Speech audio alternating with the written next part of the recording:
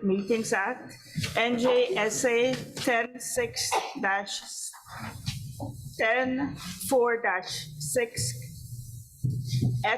Act. Adequate notification of this meeting has been provided by advertising in the record and posting notice in the Board of Education Administration Building, Padovano Education Center, and filing notice with the city clerk. I hereby call to order the organization meeting of the Hackensack Board of Education, Thursday, January 4th, 2024, in the Hackensack High School Media Center at 6:16 p.m.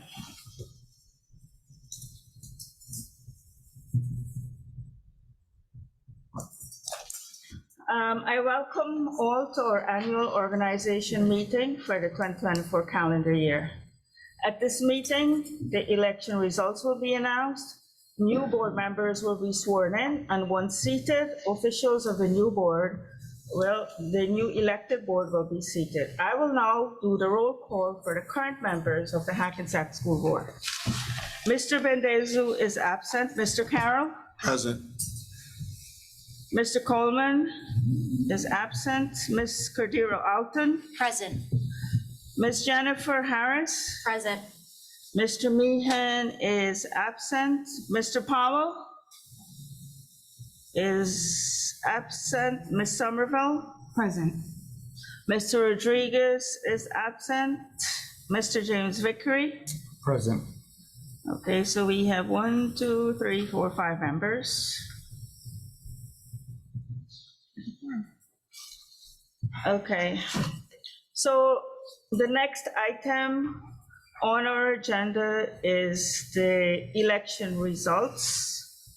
And the victorious candidates for the seats on the Hackensack Board of Education for 3-year terms are Mark Stein, Kenneth Martin, and Shivani Pringle. Congratulations to you all.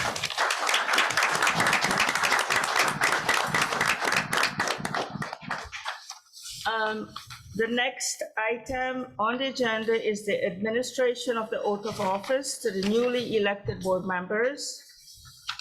For this purpose, we are honored to have here with us the U.S. Representative Joshua S. Gottheimer. He is an attorney, writer, and a public policy advisor who has served as the U.S. Representative for New Jersey's 5th Congressional District since 2017. Thank you for coming, and please do administer the oath.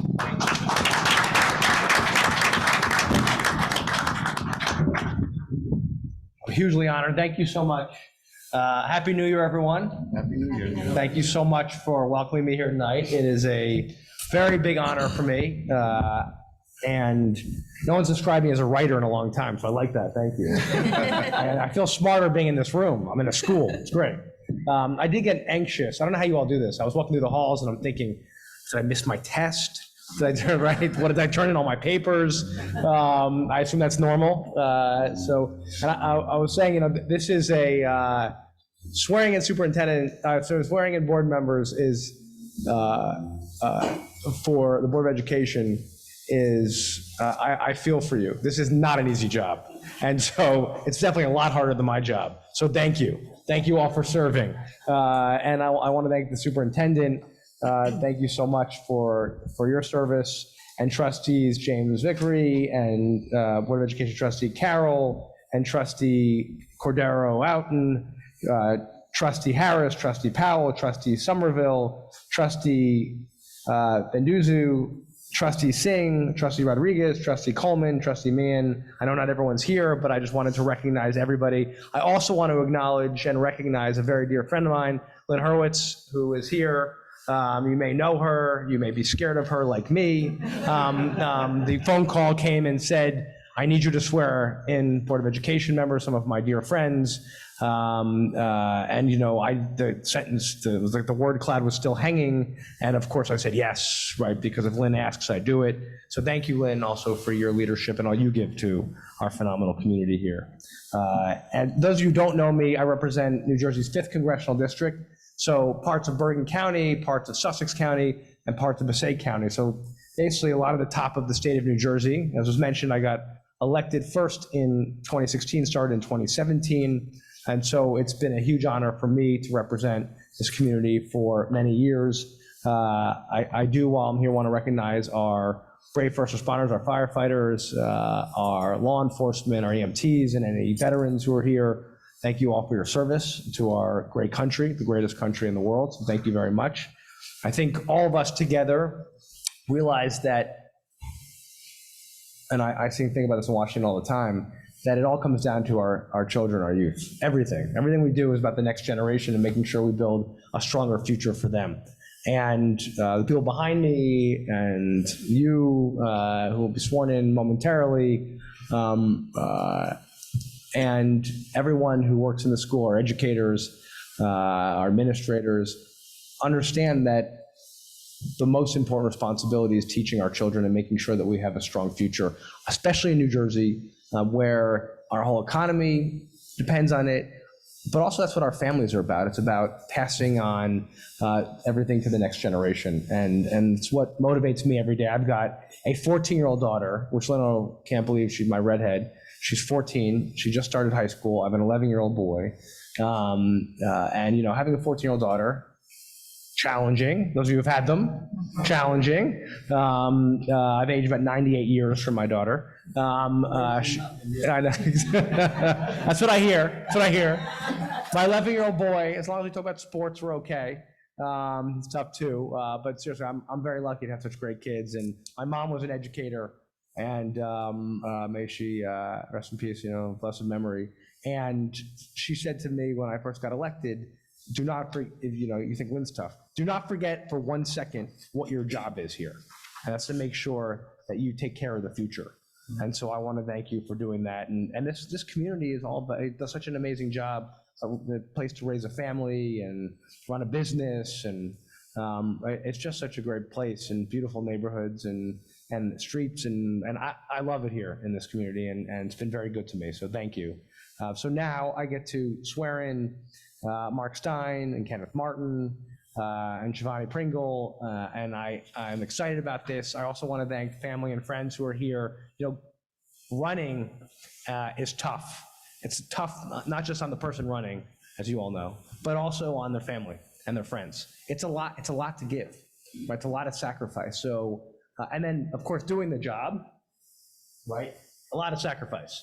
So, and for not just you, but for everybody else around you. So I want to give a round of applause to everybody who has stood by the people who've been elected. By the way, also a requirement for my wife. She she never lets me forget about that, and so I think that's really important.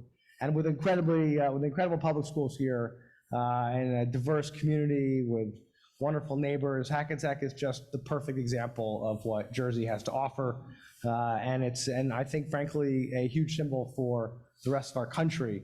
Hackensack schools have educated some of the most influential minds in our history. Nellie Parker, the first African-American teacher in Bergen County. E. Frederick Morrow, the first African-American to hold an executive position at the White House. Ellen Zavin, the first female NFL agent, also pretty cool history. And, you know, I've personally done so much to the community too. Thanksgiving turkey drives, parades, and everyone is always so great to me. And you understand why if you come in schools like this and meet with students. I've done events here, and you know why the school district is so successful. So thank you for your leadership. I'm very grateful. The oath that you will take tonight is very similar to the one that dates back hundreds of years to the first Congress in 1789.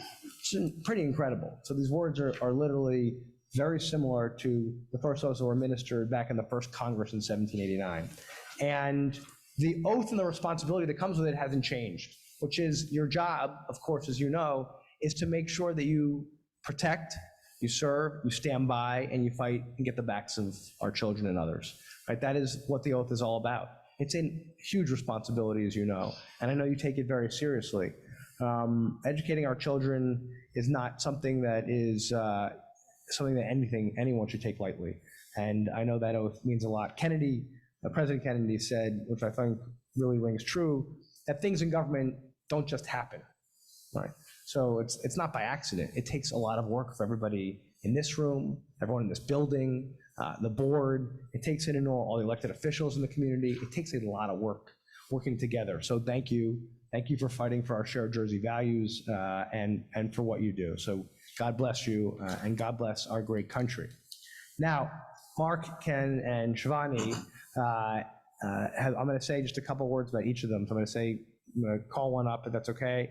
I'm going to swear you in, and then I'm going to say something about the next person, if that's okay with you. I want to talk about you a little bit. Are you okay with that? Family okay if I show off about them just a little bit?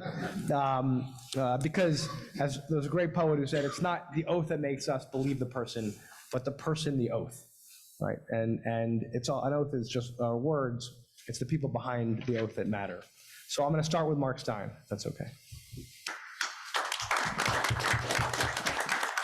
And not just because he's a giant like me, a giant of men. And now, like, are you kidding me? Oh, you're going everywhere with me. I love this. Okay, Mark was just elected to his 4th term, as you all know, as a trustee on the Board of Education, previously serving from 2009 to 2018, including time as president and vice president of the board, to lead the school district that has not only taught him, but also his children. It's pretty amazing. Mark grew up in Hackensack and stayed here to raise his family. His son, Sean, not only graduated from Hackensack High School, but also the U.S. Naval Academy, currently serving as commander, which is very important. Please thank your son for his service. His daughter, Michelle, who graduated from Hackensack School System, and her husband, Michael, are both teachers, both educators. They have a daughter, your granddaughter.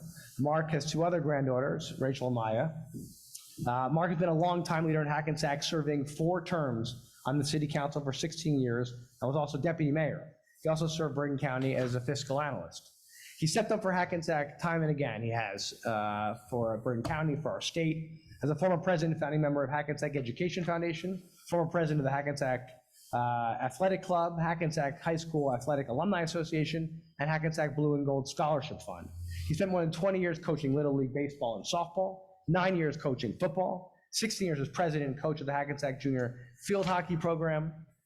He does this all before noon every day. He also is the treasurer of the Board of Trustees of Temple Bethel here in town, serving as president and vice president in the past. His dedication to Hackensack is unrivaled. It's really incredible, all the service you've given to our state and country. He always has understood that Hackensack school system's biggest strength is its diversity. Students learn not just from their classes, but from each other as well. People like Mark are constantly bringing us together so that we can learn from one another and put our country and our community first. And with all you've accomplished already, you've proven, I know, that you care deeply, you feel deeply, you will fight hard and continue to fight hard. And you're just building on all your decades of service. And for that, we're all grateful. Congratulations on being elected.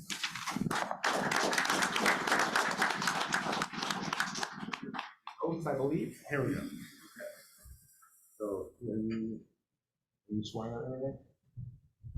Does anyone want to hold this? Does anyone want to hold this? I'm fine with it. You're okay? Yeah. One right there? I'm ready. Okay, raise your hand. Right hand. I, Mark Stein, I, Mark Stein, do solemnly swear do solemnly swear that I will support the Constitution of the United States that I will support the Constitution of the United States and the Constitution of the State of New Jersey, and the Constitution of the State of New Jersey, and that I will bear true faith and allegiance to the same and I will bear true faith and allegiance to the same, and to the governments established and to the governments established in the United States in the United States and in this state and in this state, under the authority of the people. under the authority of the people. So help me God. So help me God.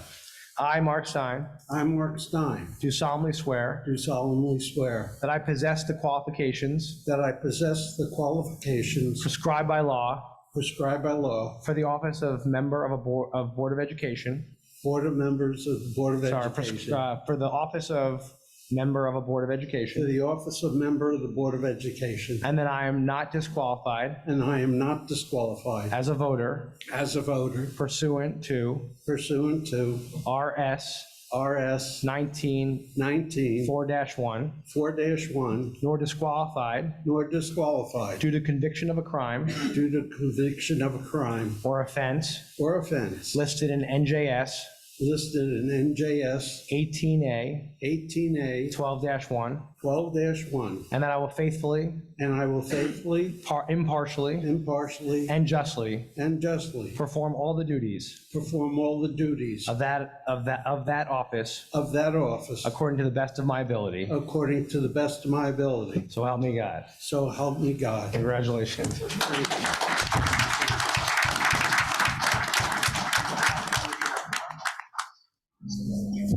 So I brought for you here, I had this flag flown this week over the United States Capitol in your honor, like this swearing in. That's for you.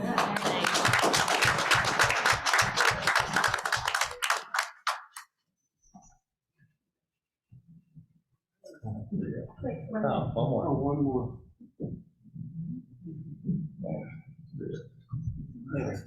Thank you. Congratulations.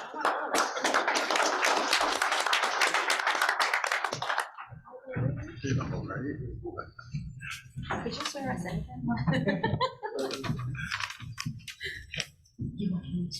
Take your seat.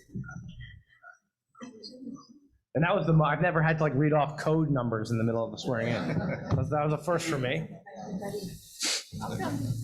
Okay, now we're gonna get to swearing Kenneth Martin. Huge honor for me.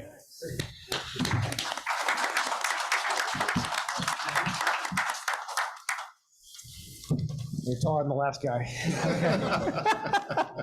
Kenneth was just elected to his first term as trustee on the Board of Education, bringing his extensive experience as a first responder and lifelong Hackensack resident to the board, and a long friend of mine as well. Kenneth has always stepped up his work for the community, working with Hackensack Ambulance Corps, American Red Cross, and Hackensack Auxiliary Police. He was a Hackensack police detective for more than 25 years. Kenneth was the first ever school resource officer in the state. That's a pretty amazing thing, by the way.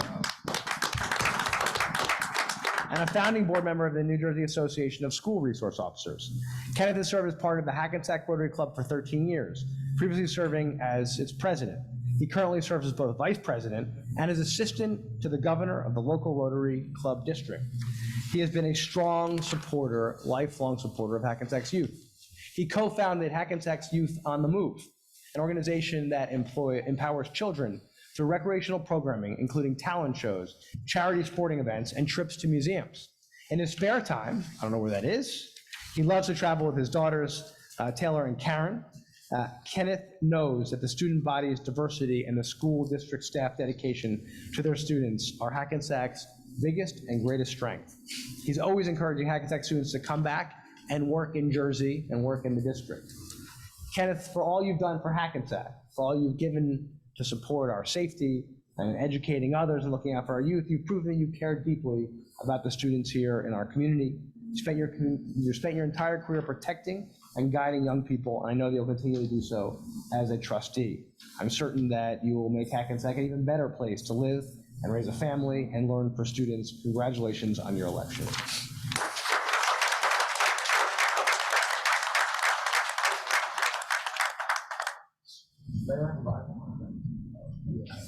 Is that okay? No, you don't. Oh, yeah, of course. The other channel.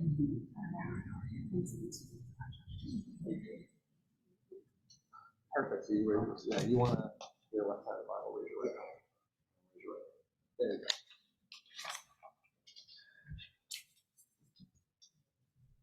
I, Kenneth Martin, I, Kenneth Martin, do solemnly swear solemnly swear that I will support the Constitution that I will support the Constitution of the United States of the United States and the Constitution of the State of New Jersey, and the Constitution of the State of New Jersey, and that I will bear true faith and I will bear true faith and allegiance to the same and allegiance to the same and to the governments and to the government established in the United States established in the United States and this state and in this under the authority of the people. under the authority of the people. So help me God. So help me God.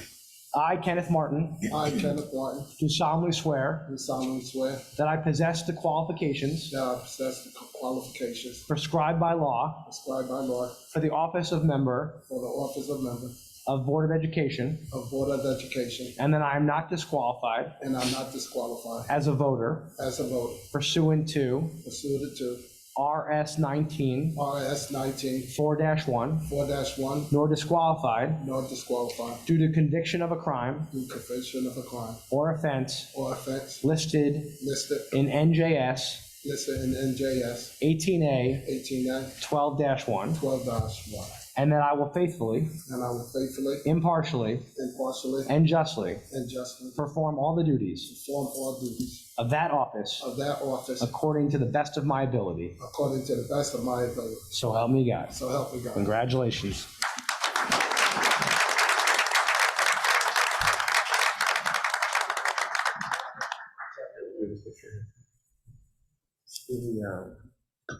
Oh, here it is, sorry.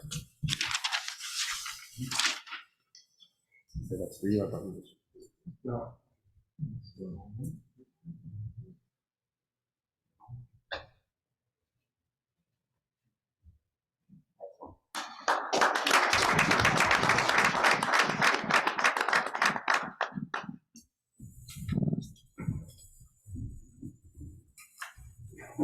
Okay. Last but certainly not least, Ms. Shivani Pringle.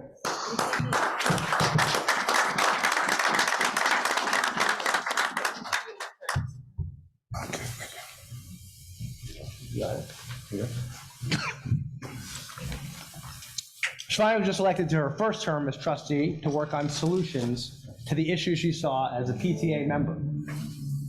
I know that a big reason you ran was to help make the physical learning environment in our classrooms better and safer, and work to make changes, as you have and as you did so much with the parents for so long to help other people. Shivani is a loving mother to 3 children, Sakina, Kobe, and Layla. I got that right, I hope? That was good, I practiced that. Kobe is a Hackensack High School graduate, and Layla is currently a student there. Her kids have been active with their schools as cheerleaders and in track and field. I've been told that Shivani bleeds blue and gold, through and through. For 18 years, Shivani was an executive administrative assistant at Mount Sinai School of Medicine. After that, she worked in a law office as a claims examiner for workers' compensation and Social Security disability claims, of course, helping others, because that's been the common theme throughout your life. In her spare time, Shivani volunteers in the community, including a PTA at Fannie Hiller Elementary School, and as a member of Mount Olive Baptist Church, one of my favorite places to go. Nothing better there on a Sunday morning. If you don't feel good going there, I don't know what to talk about. It's better than the temple, Lynn. From her time in the PTA, Shivani knows the importance of working together to make positive change for Hackensack students. Shivani, with all you've done and all I know you're going to do, and all you help other people and parents and involvement, you are going to give so much more. And I don't know how you do it, but it's amazing, and I know you're going to do an excellent job here, and the community's lucky to have you doing this. You advocate for them in the PTA. You advocate for them with physical and mental health of our students, and now in this role, you'll be able to elevate your work to the next level. So congratulations.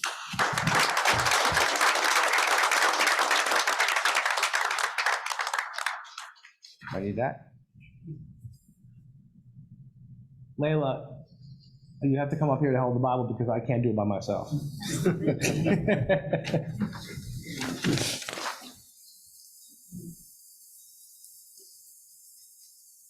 Oh, so nice of you to come up. You didn't have to do that.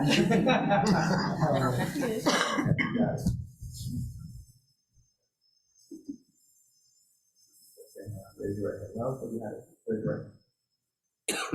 I, Shivani Pringle, do solemnly swear that I will support the Constitution of the United States and the Constitution of the State of New Jersey, and that I will bear true faith and allegiance to the same and to the governments established in the United States and this state under the authority of the people, so help me God.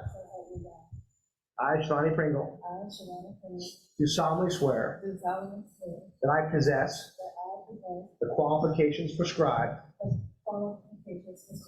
by law for the office of member of Board of Education, of member of Board of Education, and that I am not disqualified and am not disqualified as a voter as a voter pursuant pursuant to RS to RS 19 4-1, 19-4-1, nor disqualified nor disqualified due to conviction due to conviction of a crime of a crime or offense or offense listed in listed in NJS NJS 18A 18A 12-1, 12-1, and that I will faithfully, and I will faithfully, impartially, impartially, and justly and justly perform all the duties perform all the duties of that office of that office according to the best of my ability. according to the best of my ability. So help me God. So help me God. Congratulations.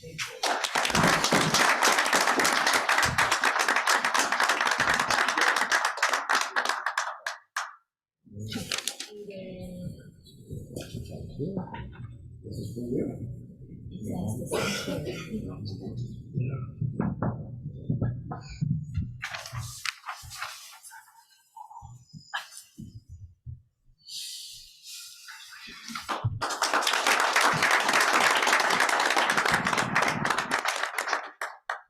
Thank you all so much for having me. God bless.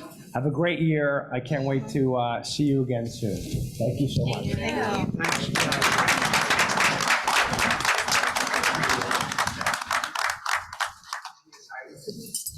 About to sign anything? No, that's okay. Thank you. Thanks.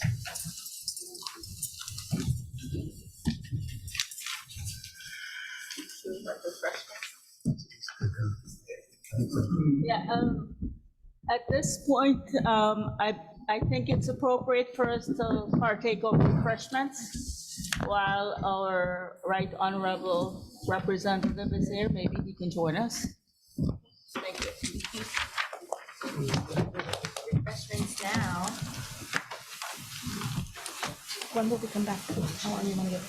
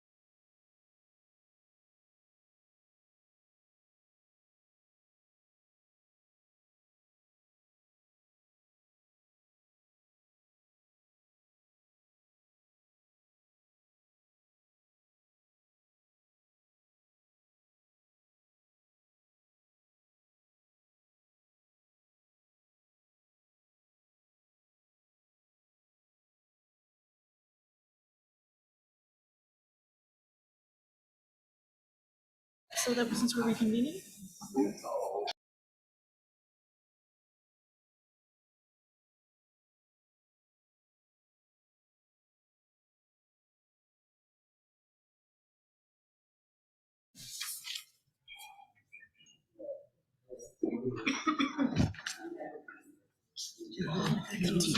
The gray hairs that just keep I coming, might get making it darker.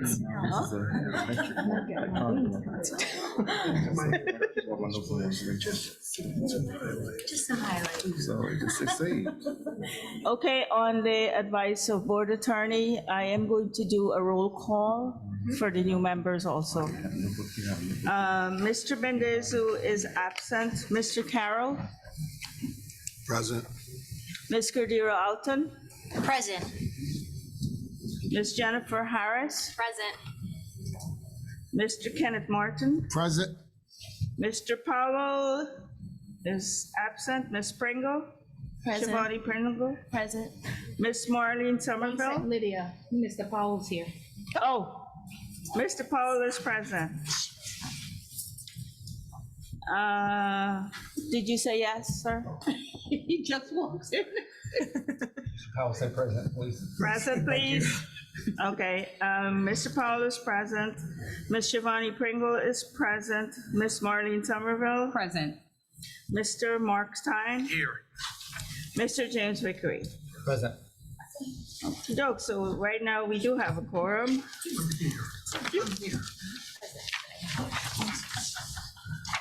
All right, so my next request is for our board attorney, Jacqueline D. Armonio, to explain the election process for choosing the president and the vice president of our board. Okay, so hi, everybody. Welcome, new members. Just a quick review of the process since we only do it once a year. There will be, any member may place another member's name or their own into nomination. A second is not required, but also you can do it if you wish. Election will be conducted by vote when the nominations for that office are closed. So once we've heard them all, we will write them down in the order that we hear them. Then what happens is each vote will take place in verbal roll call order after the nominations are closed. It functions as a ballot. You are to vote yay to only one member, the person you believe should hold the position, and nay to any others, okay? So you don't get more than one yay vote in each individual ballot. If at the end of that vote, the person who has a majority of the members present voting in favor of them will earn the position. If that does not occur, we will go to a second vote. It should be noted that as of November 21st, 2022, if no nominees receive a majority of the vote of the members present after 3 roll call votes, the matter will begin anew at the next meeting. And if no nominee at that point receives a majority vote after 3 roll calls vote, the board secretary is instructed by the president or vice president, if they're elected, to notify the executive county superintendent of a deadlock. Okay, so we have 3 votes, 3 possible votes. If somebody wins on the first round, we don't need those additional rounds. Does anybody have any questions for me? Then I turn it back over to you. Okay, so I will now entertain nominations for the office of the president of the Hackensack Board of Education for the calendar year 2024. I would like to nominate Scott James Vickery.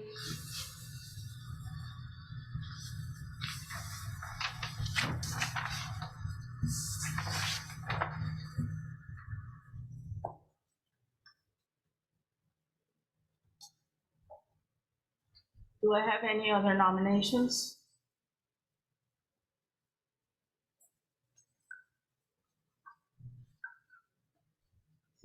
So with no other nominations, I will do a roll call.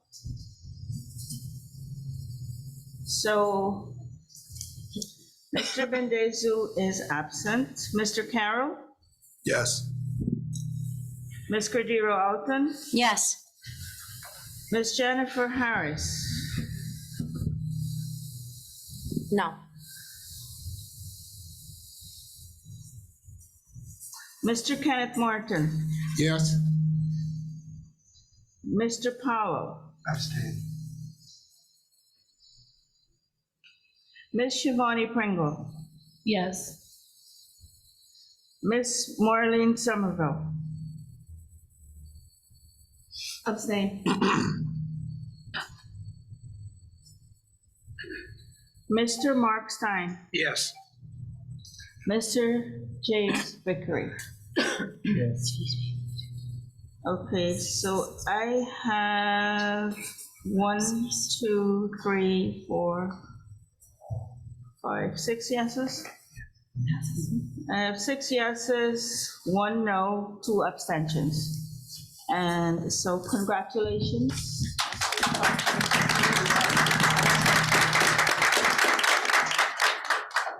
You want to give me the back?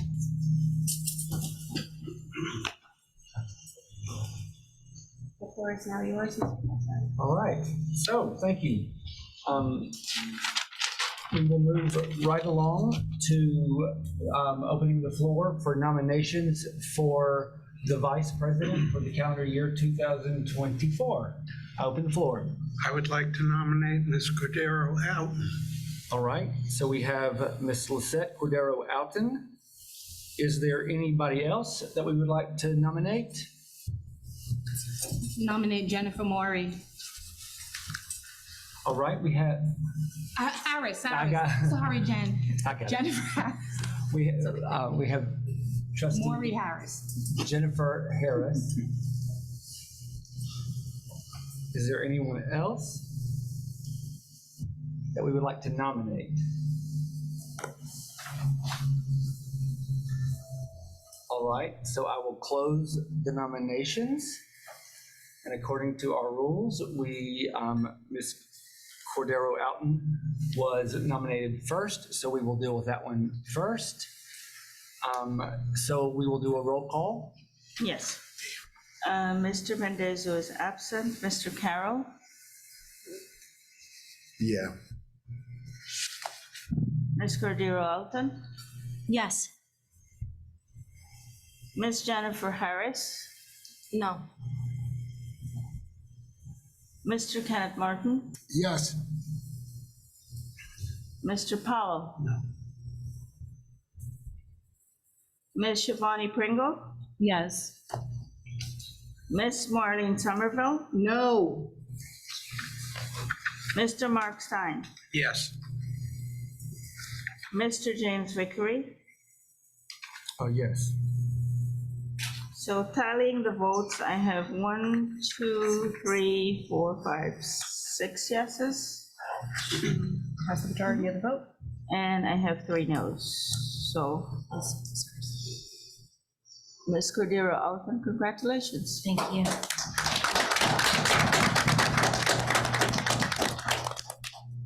All right, thank you. So we will now turn it over to Mr. Matt Lee, who will be leading us, all of us, each year. Those who have been on the board are reminded of our code of ethics, and then for our new folks, it may be a first time, it may be an additional reminder for those who have served before, of our code of ethics. So, Mr. Lee, welcome. Thank you, and Mr. thank you. President. Good evening, everyone. I guess my team's going to be jealous because I had a congressman as my opening act today. So as mentioned, boards of education are mandated by the CUSAC process to review the code of ethics each year underneath the governance section of CUSAC. And as your support organization for the state, New Jersey School Boards Association develops a program to bring boards up to speed, not only on those things that have occurred recently, but also as a reminder of a board's obligations from an ethical perspective each year. So I'm going to begin with a quick disclaimer that if you have questions related to ethical obligations, you have a couple of paths to pursue. Number one being consulting your board attorney, whose guidance should always be your North Star, if you will. And you also have the ability to request an advisory opinion from the School Ethics Commission. We'll talk more about that as we go forward. But your board attorney really is your sort of final word on your guidance relative to ethics. We are always available to talk things through with you and to give some guidance, but your board attorney should be the advice you work for. Clearly, ethics and accountability are a cornerstone of any public servant's role. As a school official, you have the honor to serve the public, but that also comes with a responsibility. And the School Ethics Commission has sort of declared that the School Ethics Act is really just a minimum set of ethical standards by which school officials should abide. The Ethics Act itself came around in 1991, and it said that it was essential for the conduct of members of local boards of education to hold the respect and the confidence of the people they were serving. And it cautioned board members to avoid conduct that's in violation of the public trust or could create a justifiable impression among the public that the trust is being violated. So it's not just material violations, but also the perception in the public's eye about a board member's conduct. The Ethics Act established a few things. The Ethics Commission, which I mentioned prior, created a set of standards around what we call prohibited acts. It put in place the mandatory training requirements for board members and also the Code of Ethics, which developed quite a few years later, but as a point of interest was based on a Code of Ethics that the NJSBA members themselves adopted for the body back in the 70s. It also created the need for disclosure statements. Those are the personal / relative and financial disclosure statements that all board members and administrators have to fill out each year. So you may ask who is accountable in these areas. First, there are provisions that apply to all school officials. So the guidance around prohibited acts and also the disclosure statements, which we just talked about, apply to all school officials. So that are board members for public school districts and charter schools, some NJSBA staff and officers. Yes, I fill out those forms every year as well. And administrators. So folks who hold a certificate to serve as an administrator, a principal, or a business administrator. Things that apply exclusively to board members and charter school trustees are the Code of Ethics and the mandatory training requirements. And again, we'll go into detail about those as we go forward. How is the Act enforced? The Act is enforced through the body we referred to earlier, the School Ethics Commission. That is a 9-member body. It is appointed by the governor. Each term of those members is 3 years, maximum of 5 from any one political party. It is always comprised of 5 non-school officials, 2 school board members, and 2 school administrators.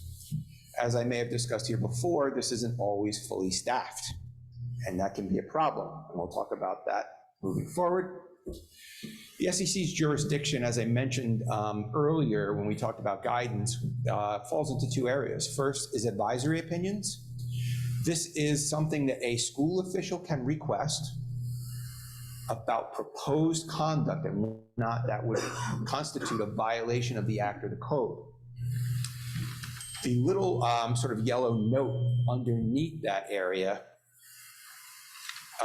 states that those advisory opinions can be made public with a vote of 2/3 of the School Ethics Commission.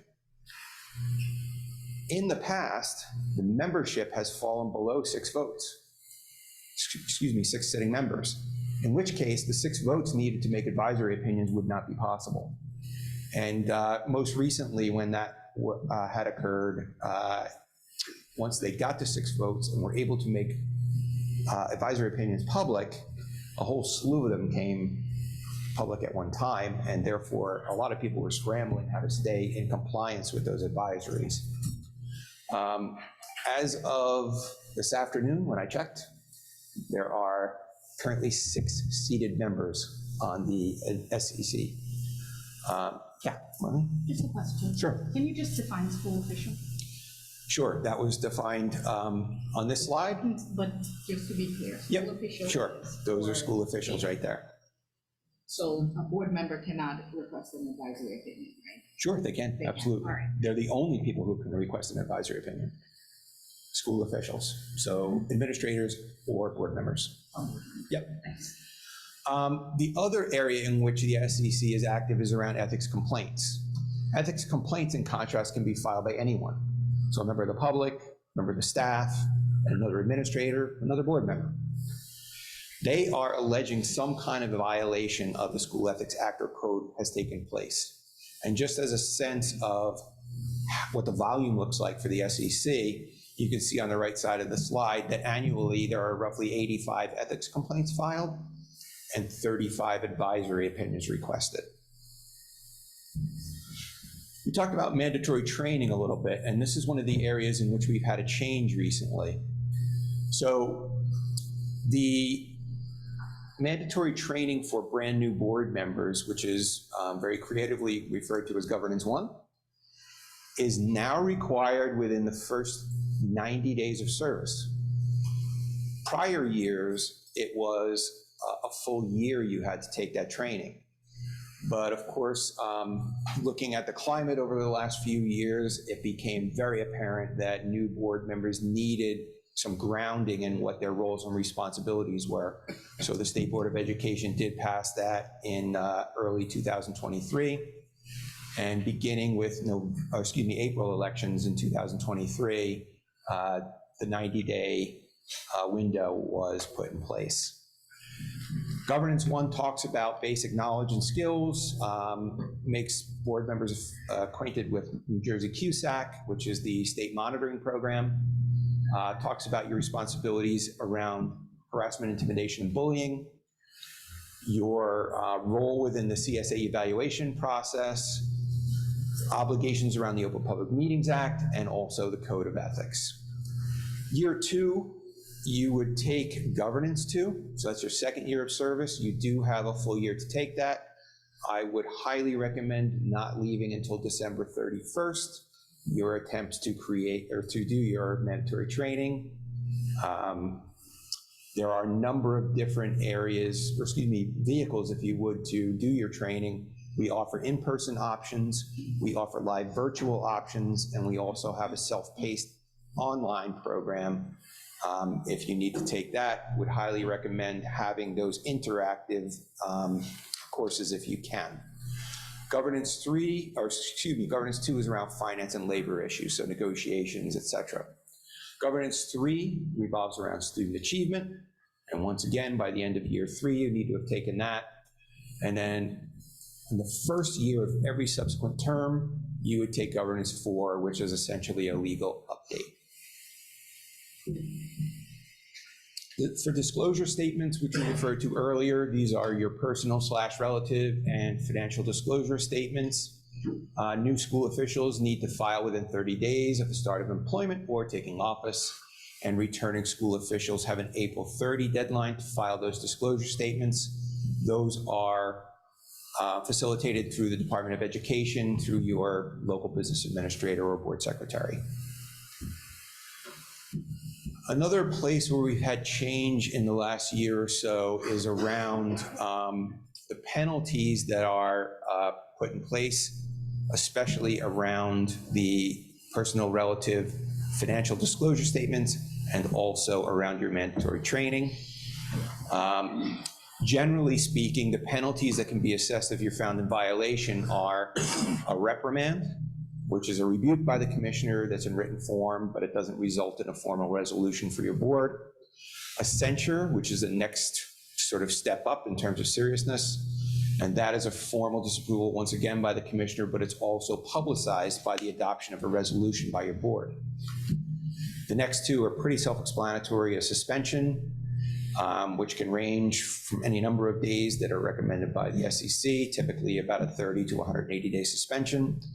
And in that suspension period, board members are barred from engaging in any official activity as a board member.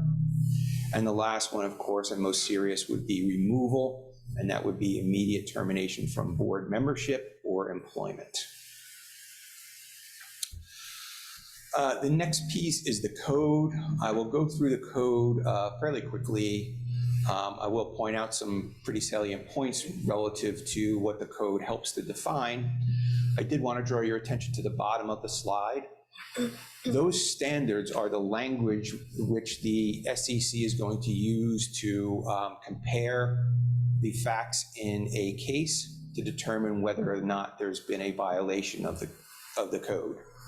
So you will be able to refer to that over time, and it's a really good guidance as to what the specific things are that are going to potentially be a problem for you. Okay, starting with A, I will uphold and enforce all laws, rules, and regulations of the State Board of Education and court orders pertaining to schools. Desired changes shall be brought about only through legal and ethical procedures. And I think one of the most sort of fresh examples of a State Board of Education mandate was the mask mandate during COVID. There were certain folks in the education area who didn't feel that that needed to be applied, but of course it did, and you as state officials need to enforce that as part of your obligation. Tenet B, I will make decisions in terms of the educational welfare of children and will seek to develop and maintain public schools that meet the individual needs of all children, regardless of their ability, race, creed, sex, or social standing. There's any number of different factors that bring someone to board service. You may have been very interested in your own child's education, or you may have been encouraged to do so by a community group that you belong to. But this part of the code reminds you that once you become a seated board member, you need to be thinking about the needs of all students in the district, regardless of any distinguishing characteristics. C, this is where we kind of learn where our job is, right?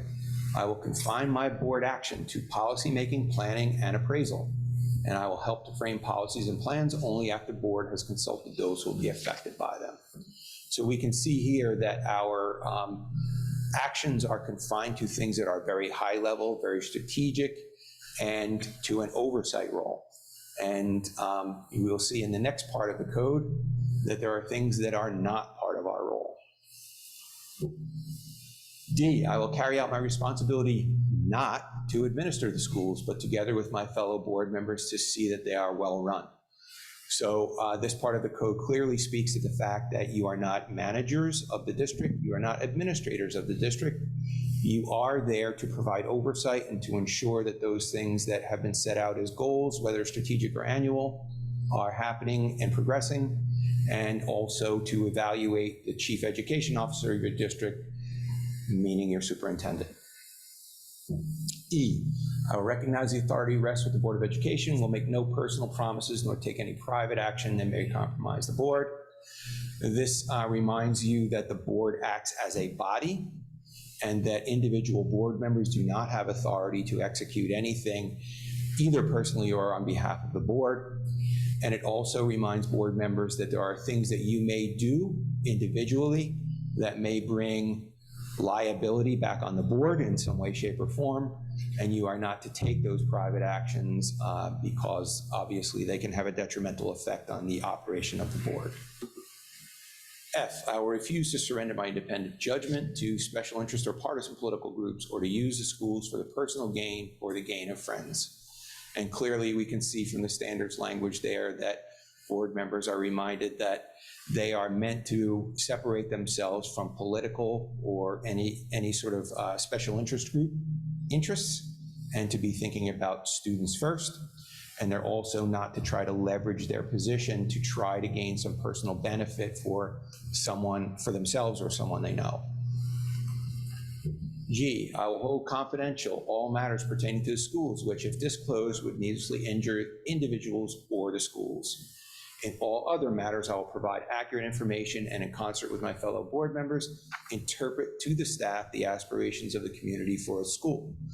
So we can see here there's two very important concepts. The first is that you as board members are privy to some information that cannot be discussed in public with the knowledge that those things are being held in executive session to protect people's rights or the standing of the district from a legal perspective. So those things need to be kept confidential. They can't be discussed with anyone besides your board attorney, your administrators, or other sworn members of the board. This includes your spouses and your goldfish and your dog and all that kind of stuff. So just talk to sworn board members and your administrators and attorney, and that's it.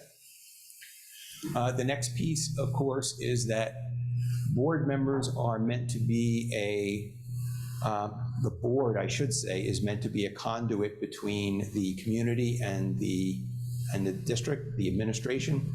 So it's a board's role to help define the high-level hopes and aspirations for the community, for its schools, and to set goals and, sort of a strategic plan in order to actualize those things. H, I will vote to appoint the best qualified personnel available after consideration of the recommendation of the Chief Administrative Officer. Quick question for the board. How many people does the board employ? 1. Right. Everyone else works for the superintendent, right? So it's important for board members to realize that they are not part of the personnel function in the district. They communicate with the staff through the superintendent, and they also are not part of the hiring process unless they are invited to take part in interviews by the superintendent, although that is not recommended by the SEC. I will support and protect school personnel in proper performance of their duties. You can see from the standards language here that a violation would include evidence that someone took deliberate action that resulted in undermining, opposing, or compromising or harming school personnel in the proper performance of their duties.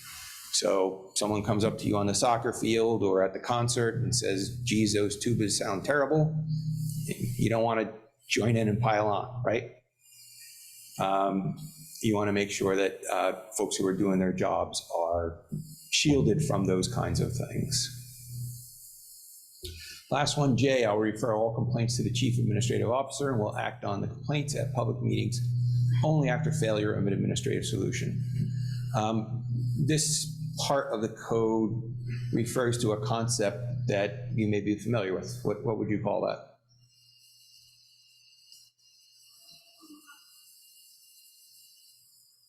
It sounds a lot like chain of command. Yes, chain of command, right?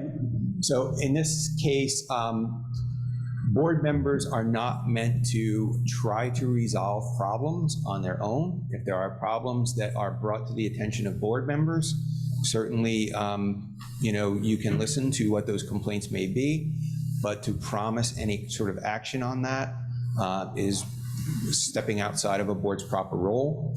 So anything that's made known to board members should be communicated to the superintendent, and then board members should step away from those things and let those be resolved through the administrative side of the district.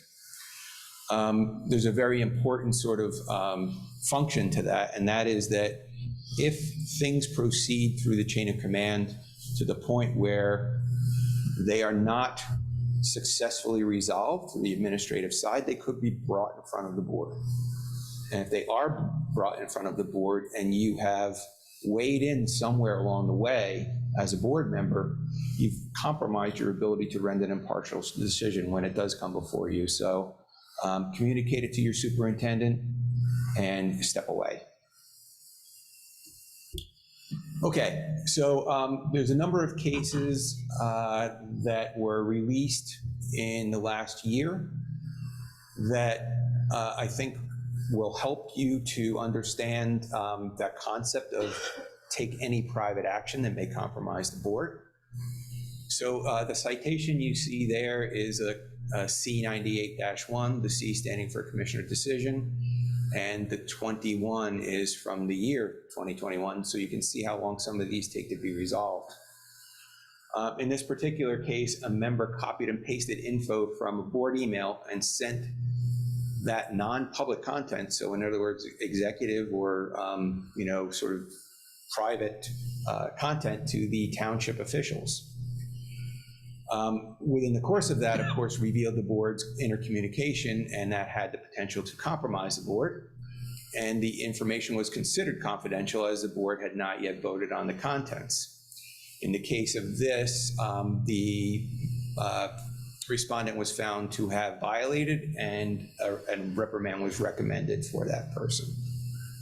The next case was a member sent email from a district account to a known political entity, misrepresenting the intent of a rally at the district.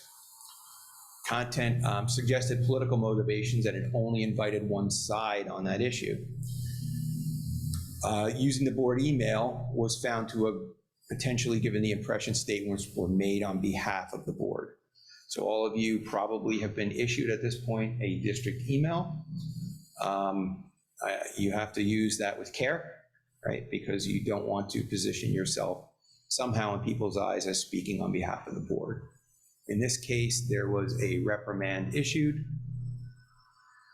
C20-20, a member of his own volition contacted vendors and districts for prices to move from one IT platform to another. In this case, of course, a board member can express disagreement in a board meeting, but it was found to be inappropriate to conduct a private investigation, which of course it would be. And that person effectuated plans without consulting with those who would be impacted and placed the board at risk. As I read the details of this case, not only did the board member try to solicit bids on their own, but also had their private secretary trying to solicit bids as well. So yeah, in this case, pretty serious, and a censure was issued. C88-21, this person used board email to express personal views on mask mandates and encourage action, and then also sent that to the state legislature and members of the public, once again, potentially representing themselves as speaking for the board. That was issued a reprimand in that case. C86-21, 2 incidents in this. A member at the request of the association sent an email to the board and an administrative assistant accusing the superintendent of changing graduation date due to a personal conflict. In this case, of course, private action violated the code. The next piece, the same member, as secretary of a local organization, was told by the principal that a chorus would not be performing, so texted the chorus teacher to question why. Board members belong texting staff members? No, definitely not, right? If there was a question about why the chorus wasn't performing, what's the proper thing for a board to do, board member to do? Ask the superintendent. Ask the superintendent, of course, right? So in this case, of course, person was found to have violated 4 tenets of the code, and a censure was issued for both incidents. C25-21, a member met with members of the public to quote unquote justify our actions for a walk-on motion of a highly divisive board action to change a holiday name. You may recall this from the press.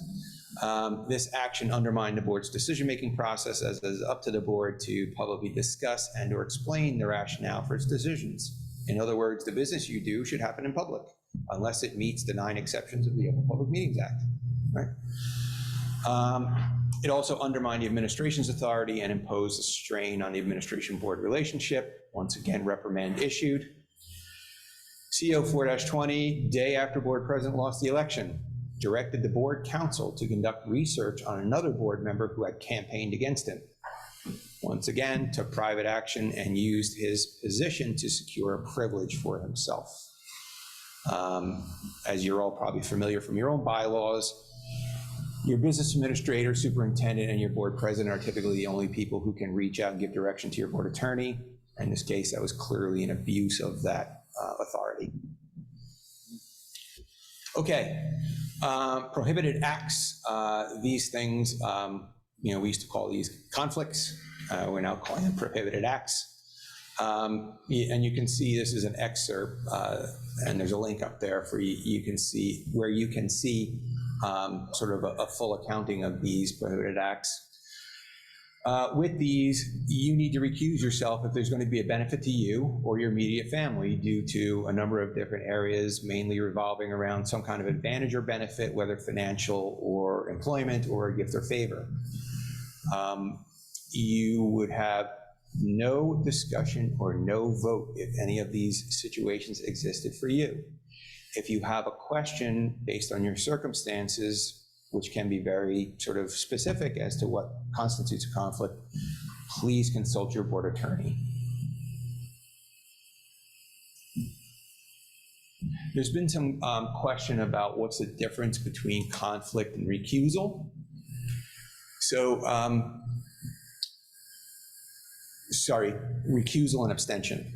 So when a conflicted board member votes, there is a distinction between a recusal and an abstention. If a board member has a conflict, they need to recuse themselves.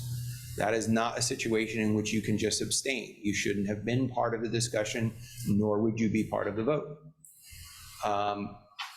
Abstaining will not support your intention to recuse yourself from those discussions or voting. So you do need to actually stay away from those discussions.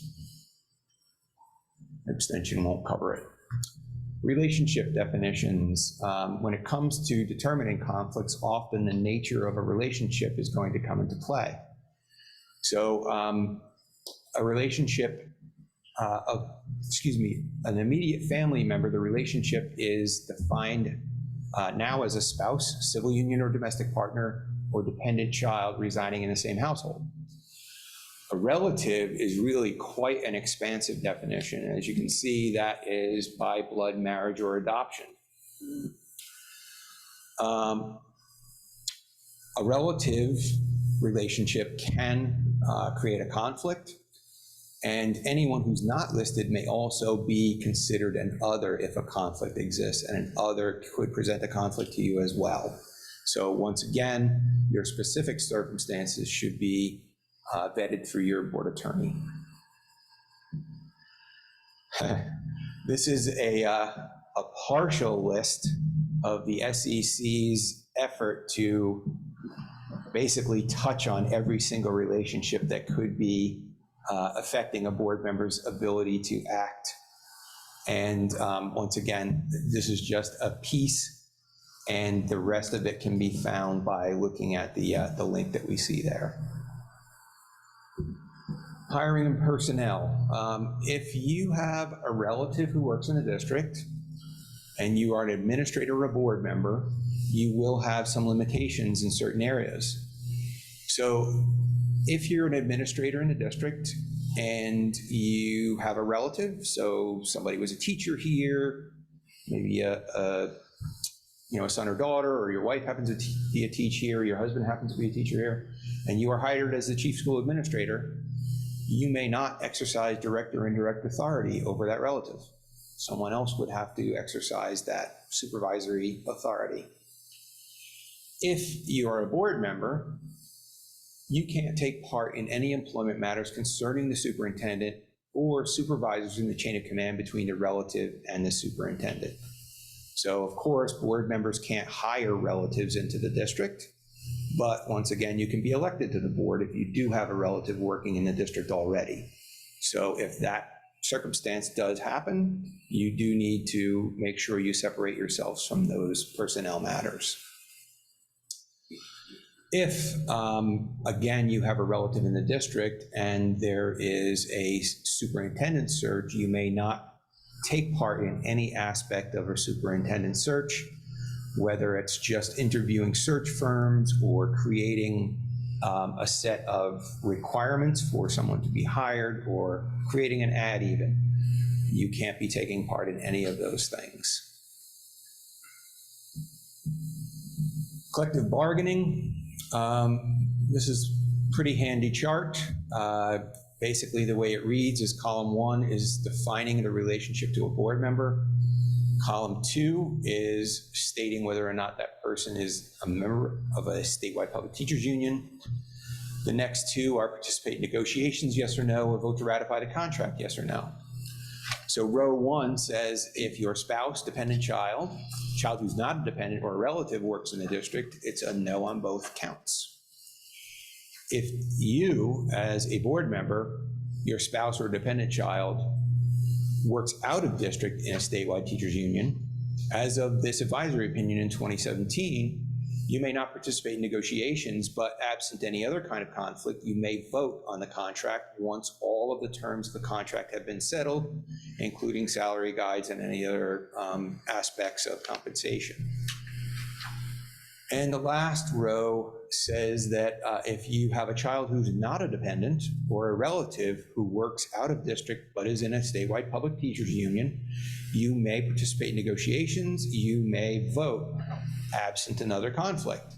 And often the nature of that other conflict would be heightened union involvement, meaning that relative is on the negotiating team in their own district, they are a union officer in their own district or a building rep.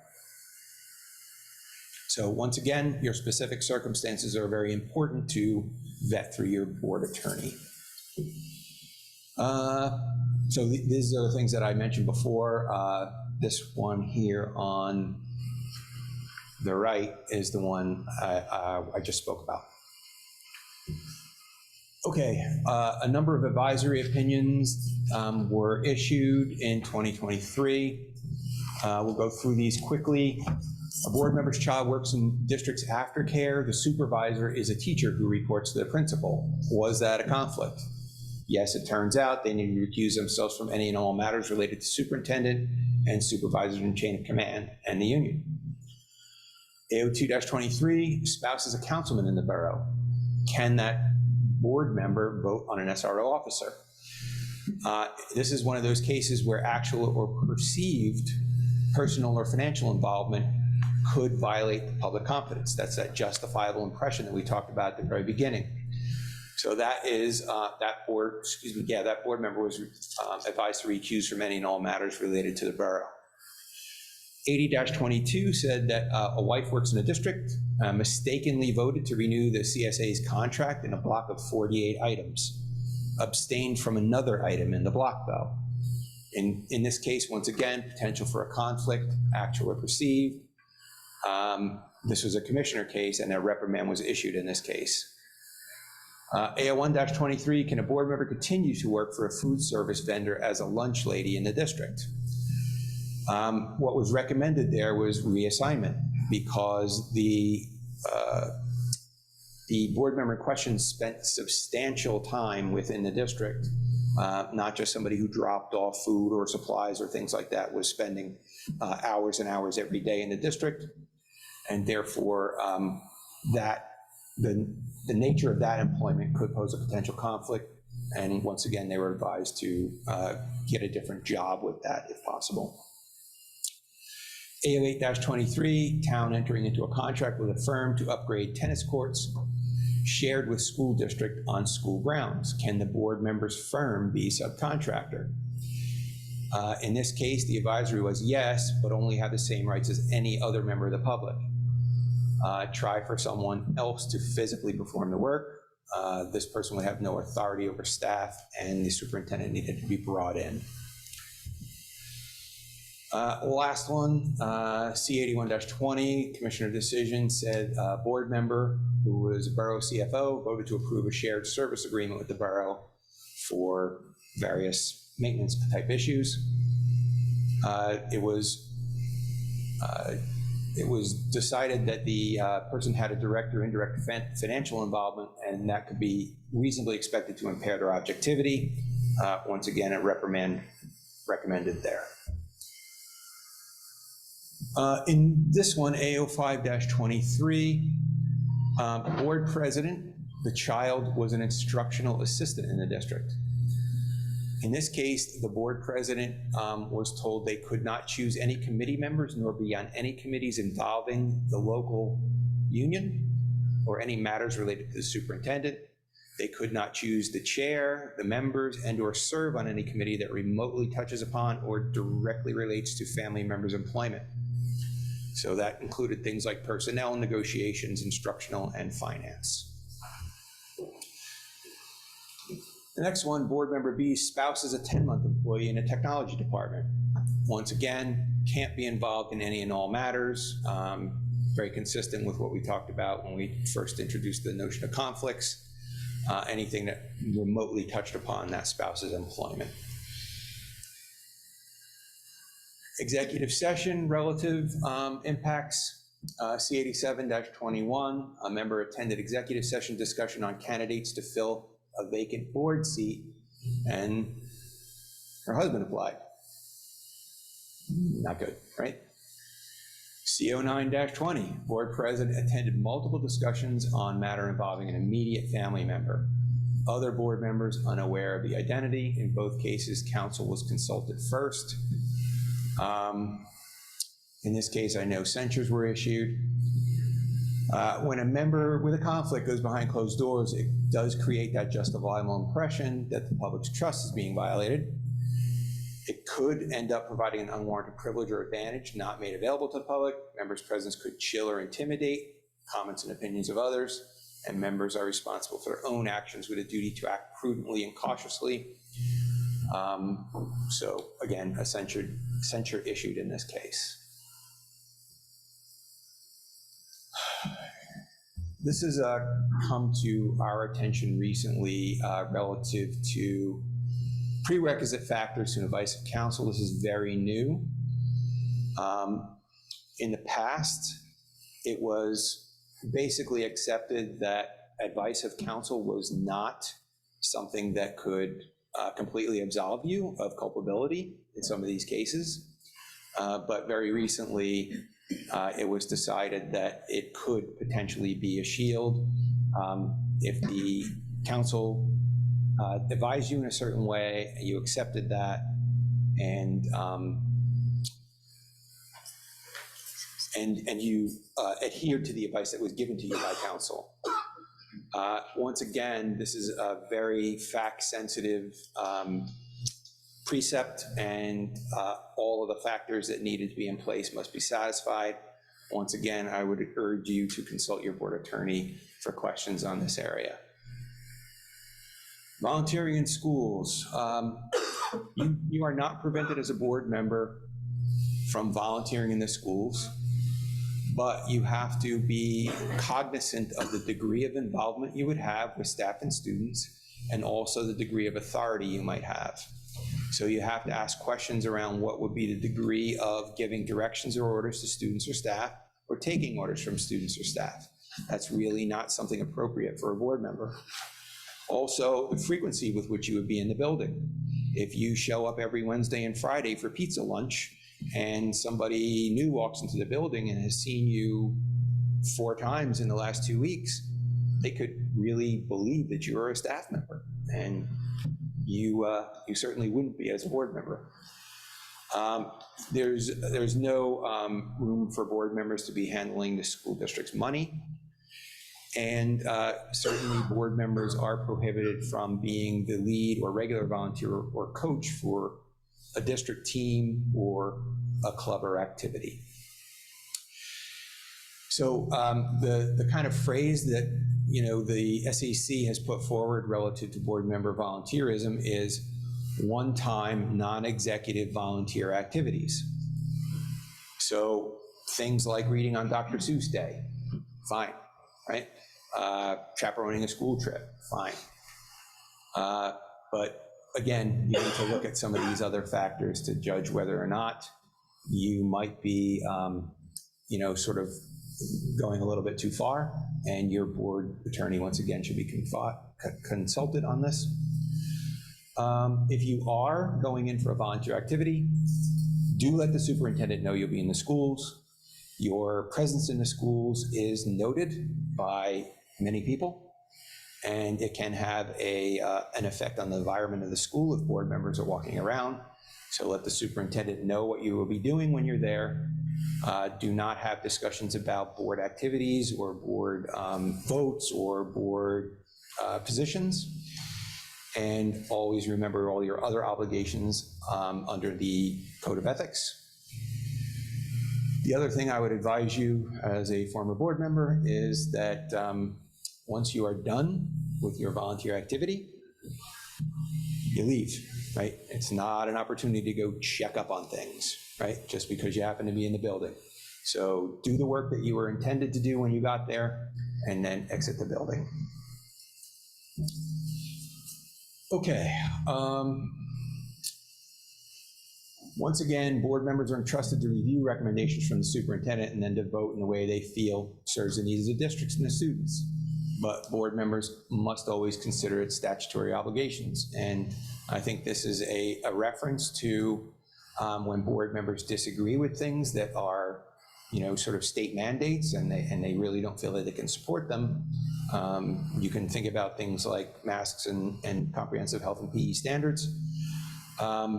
You do have to remember that you have an obligation as a state official to uphold those things that come down from the State Board of Education. For appointment, transfer, or removal of certificated and non-certificated staff, you can vote any way that is not arbitrary or capricious. Again, if you have questions about what those terms could mean practically, talk to your board attorney. Advisory opinion A12-22 was asked if the School Ethics Act would have been violated if they voted affirmatively to refuse the New Jersey Student Learning Standards for Comprehensive Health and PE. The SEC said if it was shown that a school official acted contrary to the laws, rules, and regulations promulgated by the state board, they would be in violation. Social media, there's a world of discussion around this, of course. There is an admonition from the SEC that you need to include a disclaimer when you're communicating publicly about things that are issues that may come before the schools. Depends, of course, in a large part on the content of the speech. If it has no correlation to the board business and couldn't possibly be regarded as a statement or position of the board, you wouldn't be in violation of the act, right? So if you're talking about your breakfast cereal or your cat, you're fine. It's when you start to get into those issues where you could be mistakenly speaking from your capacity as a public official that you can get yourself in trouble. So the SEC suggested a disclaimer, and they also have recommended or advised that the statement be included in bold and italics to separate it from the regular statement you may be making. It wouldn't be a violation if you didn't do it that way, but that's their advice. So a couple of disclaimer Q&As. So if you use the disclaimer, does that automatically protect you? No, it does not, but it does help clarify the capacity in which you're speaking. What would cause me to be in violation with a disclaimer? So it's really a function of what you actually say and whether or not you are speaking consistently in that statement with what you say in the disclaimer. In other words, you're not speaking about official things or representing yourself to represent the board. If I don't use a disclaimer, does that mean I'm automatically in violation of the act? Not necessarily. Once again, you'd be looking at the content and the justifiable impression standard to see if you would be in violation. And must you use the exact wording? No, but you do need to hit on all the salient points in that disclaimer. Board member was asked if, as a private citizen, it would violate the act if they answered operational questions about the district on a Facebook page. So that would be a Q&A between parents and the BOE. Once again, you don't abdicate your rights to freedom of speech, but you also have obligations as a public official to ensure that you're not violating any tenets of the act.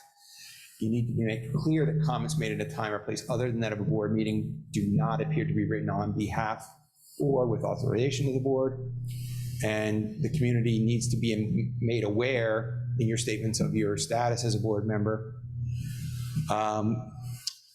And you need to be aware that the community is likely going to attribute a greater degree of authority to the things that you say relative to school issues over someone else. So keep all those things in mind if you choose to comment on things like that.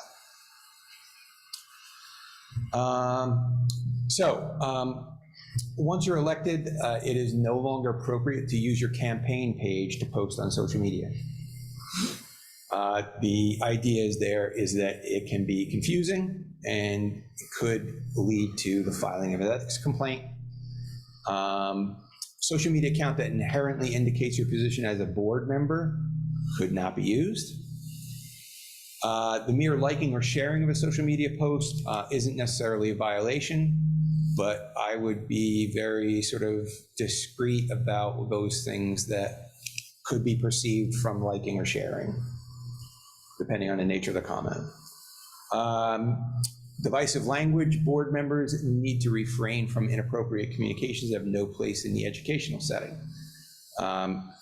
The SEC used some language, I think in a 2022 advisory. They strongly advocate against board members using language that would, quote, derogate from the mission of the board. So what they're telling you in those cases is to make sure that you're using language that doesn't really reflect poorly upon the district. Okay. Couple last points.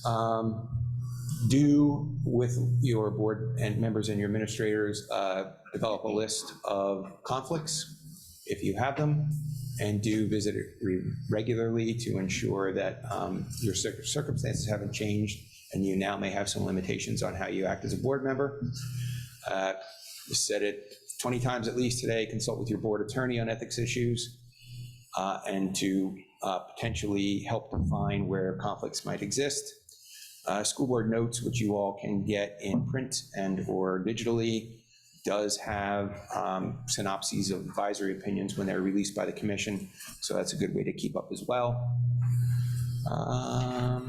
And you can look on the DOE site for a number of these areas that we reviewed. Okay, questions, comments? Okay. Thanks for having me, guys.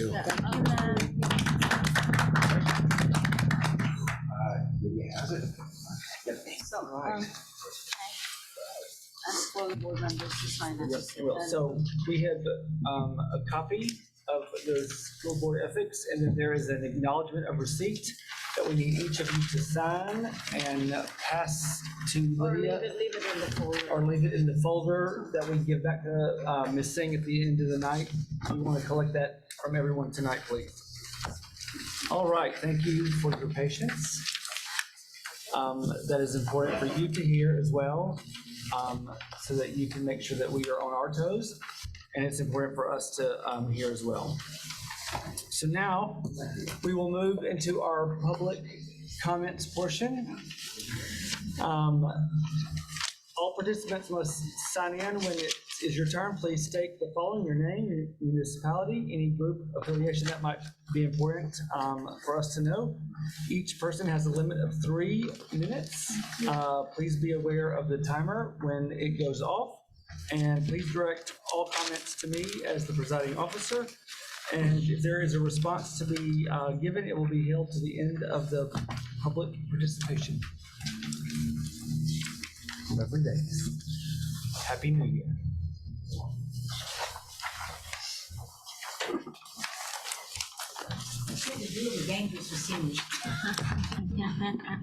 Happy New Year to everyone. Happy New Year. We'll get this in 3 minutes. First of all, congratulations to all of the new board members. Congratulations to the new superintendent. As you all stood up here, everyone, regardless of faith, I saw put their hands in the Bible. And I think the oath said under God. My prayer is that when you go behind closed doors, there's a scripture, and I'm only going to paraphrase it. It says, lean not to your own understanding. When you go into meetings, it's not about anybody personally. We all said it's about the students, and if it's about the students, it won't be about anybody individually. So I hope that you all will continue to work together, to continue to make Hackensack, because we are the county seat, and people are watching us. I just want to bring up, thank you very much for last year, when you moved the board meetings to different schools. I think that was a great idea. I hope you do that again this year. I was reading the calendar of meetings for 2024. I do have one issue with that, however. I noticed that every meeting except one is scheduled on a Wednesday night. Traditionally, most churches, especially African-American churches, have Bible study and prayer meeting on Wednesday nights.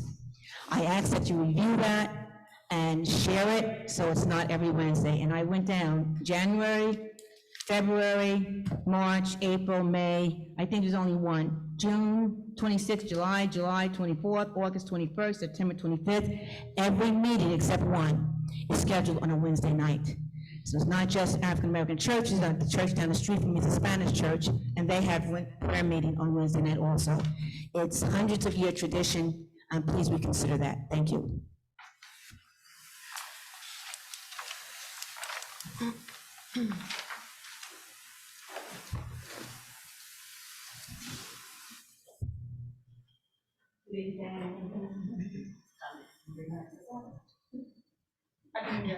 Happy New Year. Congratulations to the new board members.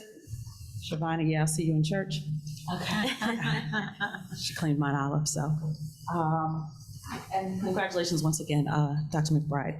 I want to bring this up, and not to embarrass the district in any way. I'm doing this because we have new trustees, we have a new superintendent, and I want to make it clear about especially the curriculum part of the agenda, okay? So I'm going to do this quickly. All right, so first of all, this is my first year in second grade after 29 years of teaching. So I did call Ms. Whitaker names under my breath all summer when she moved me. I was very disappointed because I love third grade and I love fourth grade. But I am thoroughly, thoroughly, thoroughly enjoying the experience. Let me tell you why. New math program. Oh my gosh, difficult.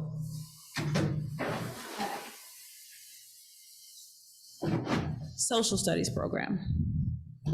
Again, not to embarrass, but Ms. Somerville, can you read this? Exactly, it's tiny, right? Okay, but this is what our kids are expected to read. Okay.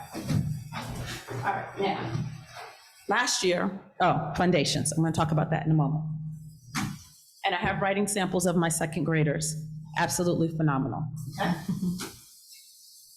Now, again, not to embarrass. So we got a new reading program, right? And again, I understand the decisions that are made and how we, right, exactly. Paid all this money for this consultant that we spoke about last year and many of us had issues with, okay? The program does not really work. It just doesn't. And the only reason why I say that it doesn't work is because as a second grade teacher this year, I have to credit the kindergarten teachers and first grade teachers at Parker School, those are the only ones I know right now, that sought other avenues to teach children how to read. Now, some of you are my age, so you probably remember SRA. Remember those little cards? Isn't that how we learned how to read, right? Because of your phonics and your phonemics, right? Okay, so now here's my problem. I have all of that. You can see the children wrote really well and also, used some phonetic spelling. But my problem is this program, this company that we use paid hundreds of thousands of dollars for. Last year it was mandatory, and now we have this on the website that says, additionally, the reading unit assessments are encouraged but not mandatory this year. So somebody knows that this isn't working. Somebody knows. They can be used as formative assessments to help monitor if unit goals are being met and to organize conferring data. So I say all this in my 9 seconds, that this requires a lot of supplementation and it's exhausting. When, please, just like 30 seconds. So when you are making the curriculum decisions and listening to the people who are bringing it to you, I just ask that we figure out if it is developmentally appropriate for elementary school children.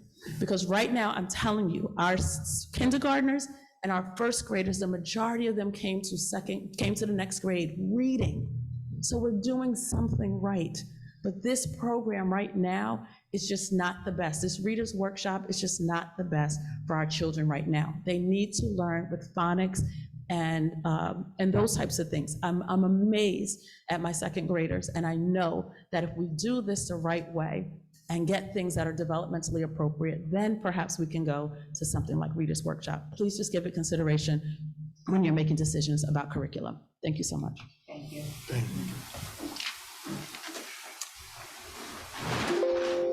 Is there people online? Are there people online? The story, right.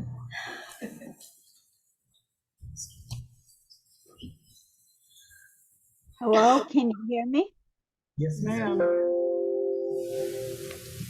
Yes, this is Vita's story. I am so sorry I can't be there, but I have COVID. Would you believe? For 3.5 years, I managed to escape it, and now I have it, and I couldn't be there just when I desperately wanted to be. For Dr. McIntyre, all the new board members, the continuing board members, I'd like to wish you a happy new year. And I wish I could have been there with Candy, but I will hopefully be well enough by the time the next meeting to be back in my usual seat. But I wish you all a well and a good start to a hopefully much better new year. Thank you so much. Thank you. Get well. Happy New Year. Thank you.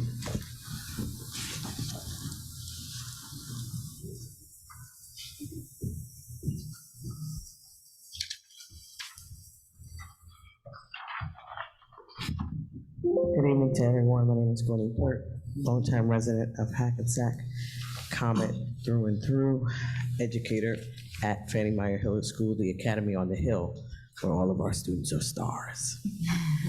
Happy New Year to everybody. Congratulations to the new board members and to our new superintendent. So one of the topics that keeps coming up is curriculum. And one of the concerns this year has been the constant professional development sessions. And so there's always a conversation about scheduling and about making sure we have enough time for instruction. Well, it becomes extremely difficult to do that if our professional development sessions are pulling us out of instruction. Case in point, Friday the 12th, we have an all-day PD. And so we're just coming back to school in the new year. We're a couple of weeks into the new marking period, and we're already being pulled. And so it's wonderful to be professionally developed. It becomes a problem when the people who are being developed are being exhausted in the development. And it becomes a problem when the professional development we're receiving is really the Band-Aid and not really helping us to really carry through. So we have a new curriculum, and we literally didn't get a great deal of training. And we talk about our children are most important, and they really are, but it becomes problematical when the development that we're getting doesn't allow us to actually hone our craft. We can't make our students successful if we're not being given the opportunity to become successful also.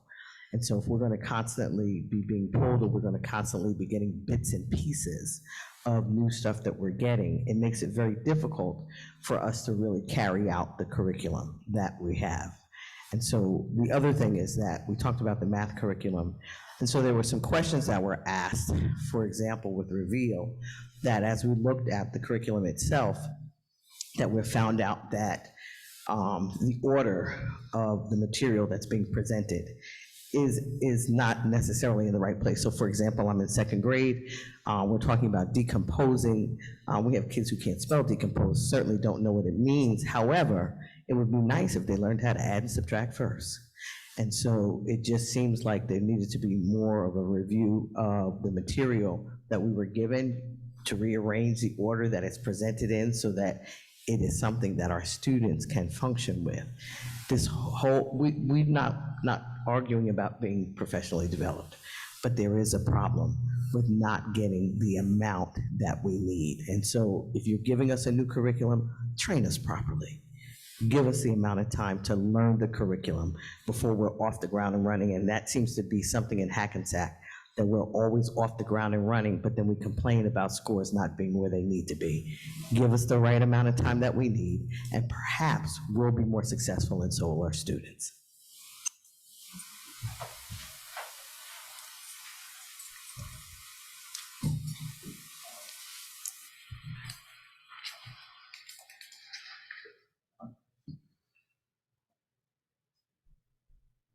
Hi, can you hear me? You sure can. Okay, great. I am Chrissy Romano. I'm a first grade teacher in Hackensack Schools, and I've been teaching for over 30 years. And first of all, Happy New Year to everybody, and congratulations to all of the new members of the board. I'm here tonight to express my concerns and raise questions regarding the Reader's Workshop method in our elementary schools. The Reader's Workshop method does not align with current scientific understanding and best practices in reading instruction. Research in education and cognitive science has evolved, leading to a more nuanced and evidence-based approach to teaching reading. Numerous studies and experts have highlighted the importance of phonics instruction, systematic decoding skills, and explicit comprehension strategies as essential components of effective reading instruction.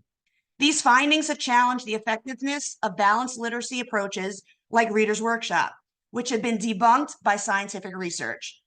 As a first grade teacher, where the teaching of reading is one of the most important things that I am tasked with, I believe it is crucial for our school district to stay at the forefront of educational research and provide our students with the most effective tools and strategies for reading proficiency. It's essential that we base our instructional methods on evidence-based practices to ensure that all our students have the best possible opportunity to succeed in their education. I am asking that the Board of Education thoroughly review the decision of Reader's Workshop instruction. I urge you to consider the following actions. Conduct a comprehensive review of the latest research on reading instruction to ensure that our methods align with scientific consensus.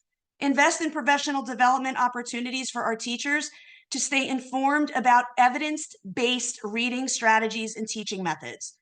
Implement a data-driven approach to monitor student progress and adjust our reading instruction accordingly. And allow for flexibility in instructional methods to ensure that teachers have the autonomy to adapt their teaching strategies to meet the diverse needs of our students. I understand that making changes to our curriculum can be a complex process, but we must prioritize our students' educational well-being. I have confidence in the dedication of our educators and the commitment of the Board of Education to provide the best possible education to our students. Thank you.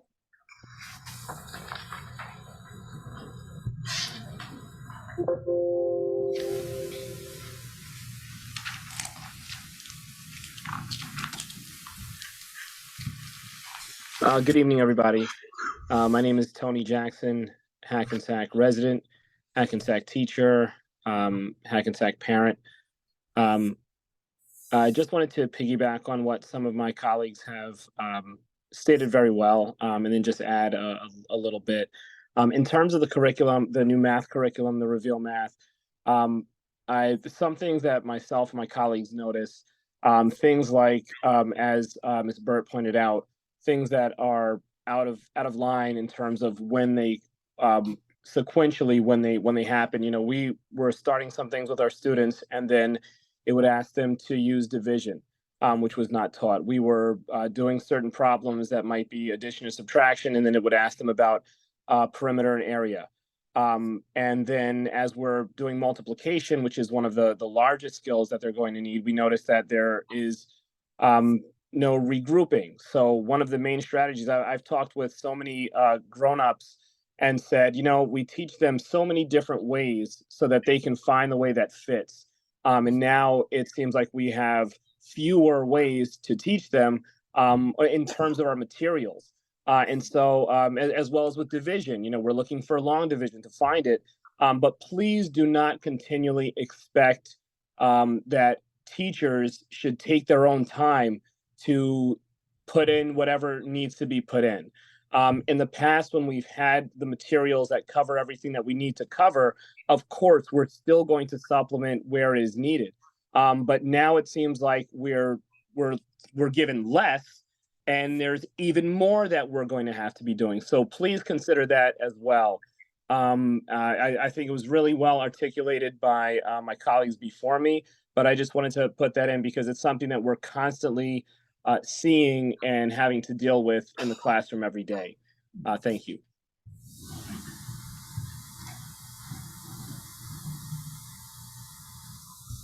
All right. So seeing there's no one else online and seeing no one else in the room, we will close out our public comments for the evening. Thank you all. Oh yeah, we're yes, ma'am, we're not done. I always like to try to see what we can address.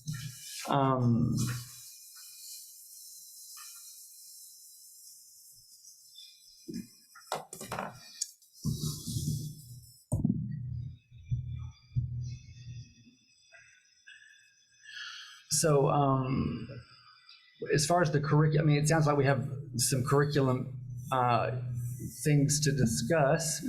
That may be something that you want to revisit. I don't want to put anybody on the spot at all. Just from what I'm hearing, there seems to be a scope and sequence issue with math, but I'm not even going to pretend to discuss the Reader's Workshop stuff. I'll let you handle that. Good evening, everyone. Good evening. Is this on? Yes. All right. So again, I've had the privilege of the past week kind of immersing myself in the schools and sitting in certain meetings and having conversations about instruction, expectations, curriculum. And I would like to just to say, when I first came into the district, one of the things I asked about was the reading program, because I am an advocate of the science of reading. I come from a city, again, some of my background, I've been in New York City for 14 years as an administrator, as a principal, and we were the pilot for the Reader's Workshop and Writer's Workshop many, many years ago. We've long since moved away from some of those practices because we've been heavily involved in making sure that we are providing the most accurate instruction based upon research and the science of reading. And so there is a push around the country to make sure that we are in alignment with science-based practices.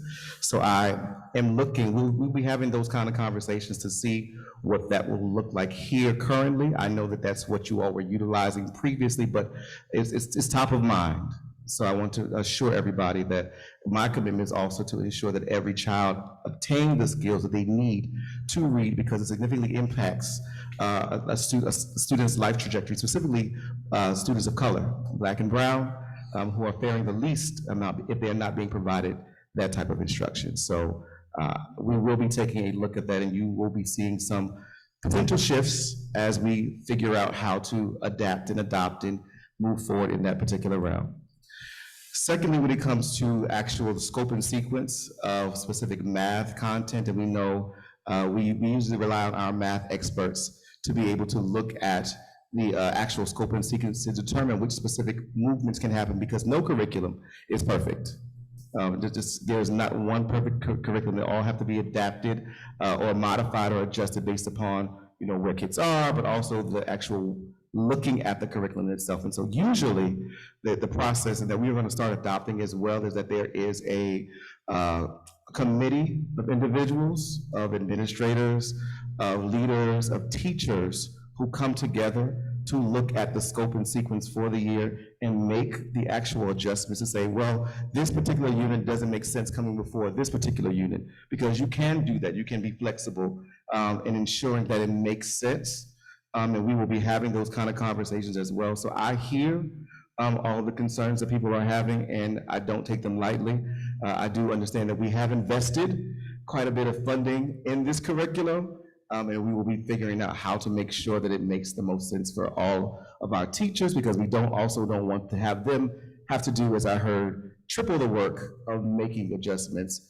But we want them to be a part of the process and be willing to come to the table to support and engage in the conversations with us to make sure that we are all aligned with what should happen moving forward. Thank you. Thank you. Thank you. All right, so we will move on to our resolutions for the evening. Is it on my consent agenda?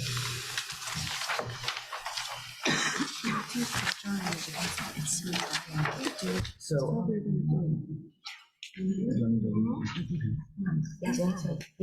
So the resolutions tonight are done by consent agenda. You all have had these pieces, so if you will take a look at those. And if I can have a motion to accept this consent agenda. So We have a motion from, we can't discuss it until we have a second, and then we can. Second. So do we have a second now? Is there any discussion? So I have a question, right, on the difference between the schedule for 03 and the schedule for 01. 01, are we saying where 01 is a request to move it to Wednesdays and 03 is to keep it at Mondays? No, so the only thing that we're voting on is, Just two schedules. There's 03, there's 02. So that's why I'm asking, there's 03 and 02. Are we voting for one or the other? no. So do we say yes for one, no for another? No. Yes or no for one, either 2 or 3? So the agenda that we have before us in the consent agenda is what you will vote on currently. This is, the attorneys had Ms. Singh put this in case this did not pass. This was proposed in, I don't know how much I can take this executive session. So, correct, so Hold on I one was second. out. In December's meeting, right? Because it was discussing executive session. It was briefly discussed, and then we were gonna have more, you indicated that we would have more discussions. There's nothing private necessarily about discussing it, but we did have more discussions. Yeah, so there was nothing private about the calendar. It was, this is the time of year that it comes up every year. Ms. Singh, sorry, Ms. Singh's responsibility is to put it before the board each year. She did that in December, like it's her responsibility. And then as the conversation was happening organically, as we were discussing, it came about Wednesday. It was asked by the former superintendent, what is a night of the week that seems to be less school activities for the, what's a least, busy night for the district. Wednesday was thrown out there, so people started throwing their calendars around. The attorneys looked at their calendars to see, like, is that a feasible night for them? We discussed with certain specific board members and work schedules to make sure it's feasible for them. We discussed with that. Now, take in mind there were exiting board members. They did not engage in the conversation at all. I made aware that that there were 2 board members not present, and then there were 3 board candidates / board members that were not here, that were not on the board yet, that were coming on. And so we said that those would be contacted. Those were all contacted.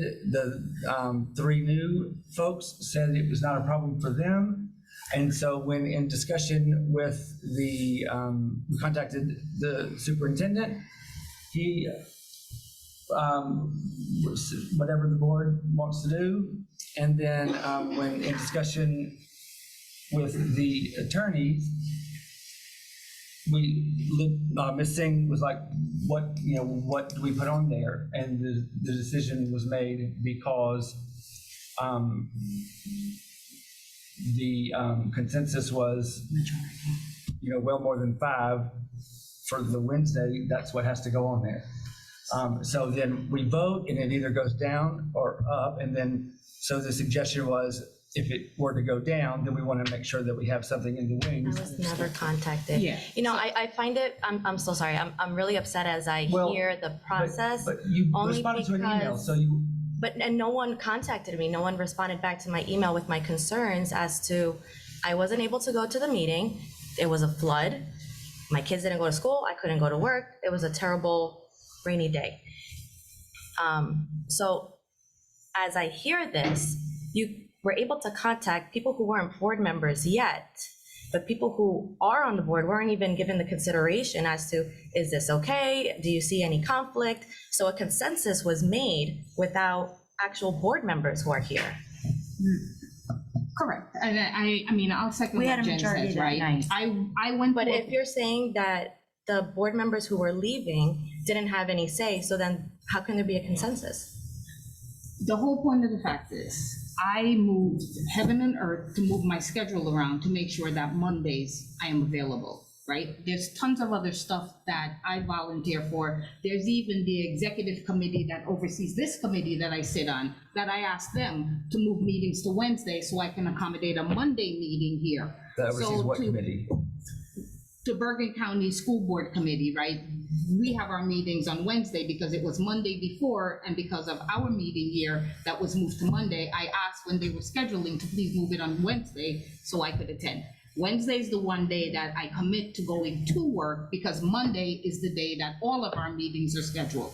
So I can't then ask my full entire staff to remove everything so I can now accommodate a Wednesday meeting at the last minute. And I did specifically send an email to you guys asking why was the change being made, and that I wasn't in support of it being moved on Wednesday because that puts my schedule in an upheaval. And then we've also heard from people in the community that they were not asked as to whether or not a Wednesday meeting for them would be okay, right? And that for church services and other things, Wednesday is not convenient. So again, can we revisit this, stick to our Monday schedule, and we can have a full executive committee meeting to see if Wednesday doesn't work, if a different day works. But for me, Wednesday is just not a day that I can move around to make my schedule.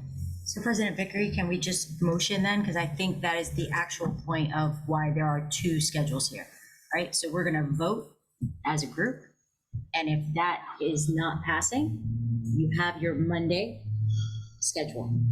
So The only requirement of you guys, besides swearing people in terms of what you must do at your organization, is set schedule for the certificate.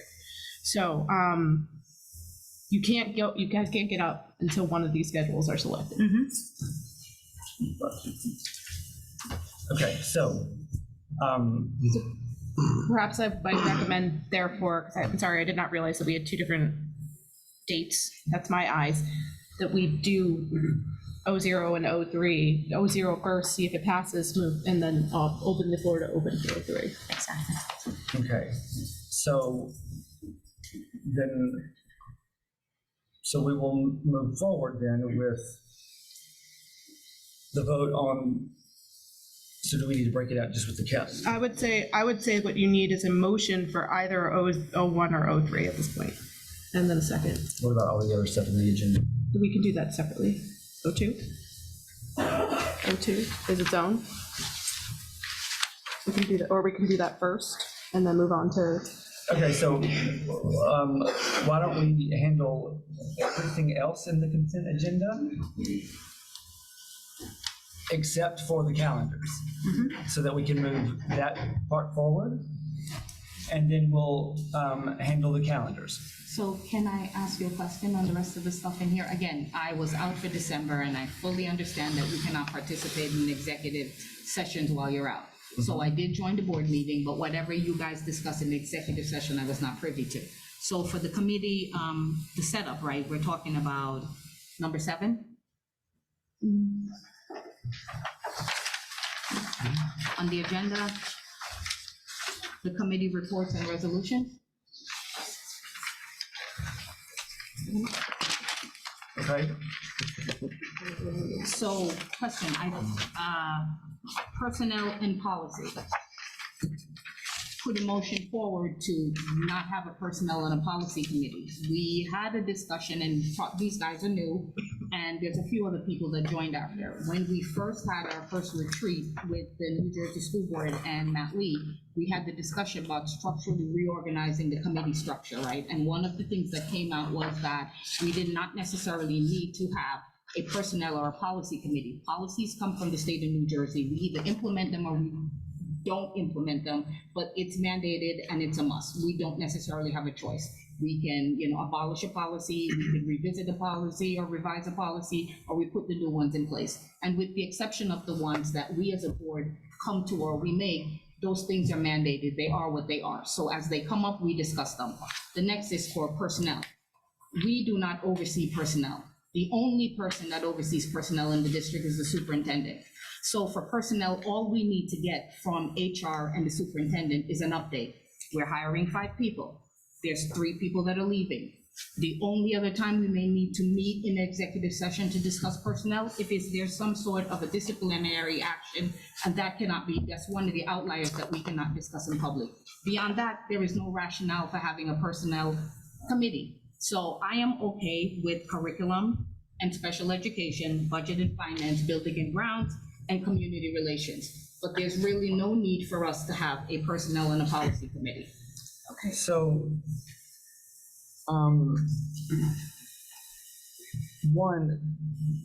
this is all in policy. So it's not that we can just say we're not going to have, we would have to change the bylaws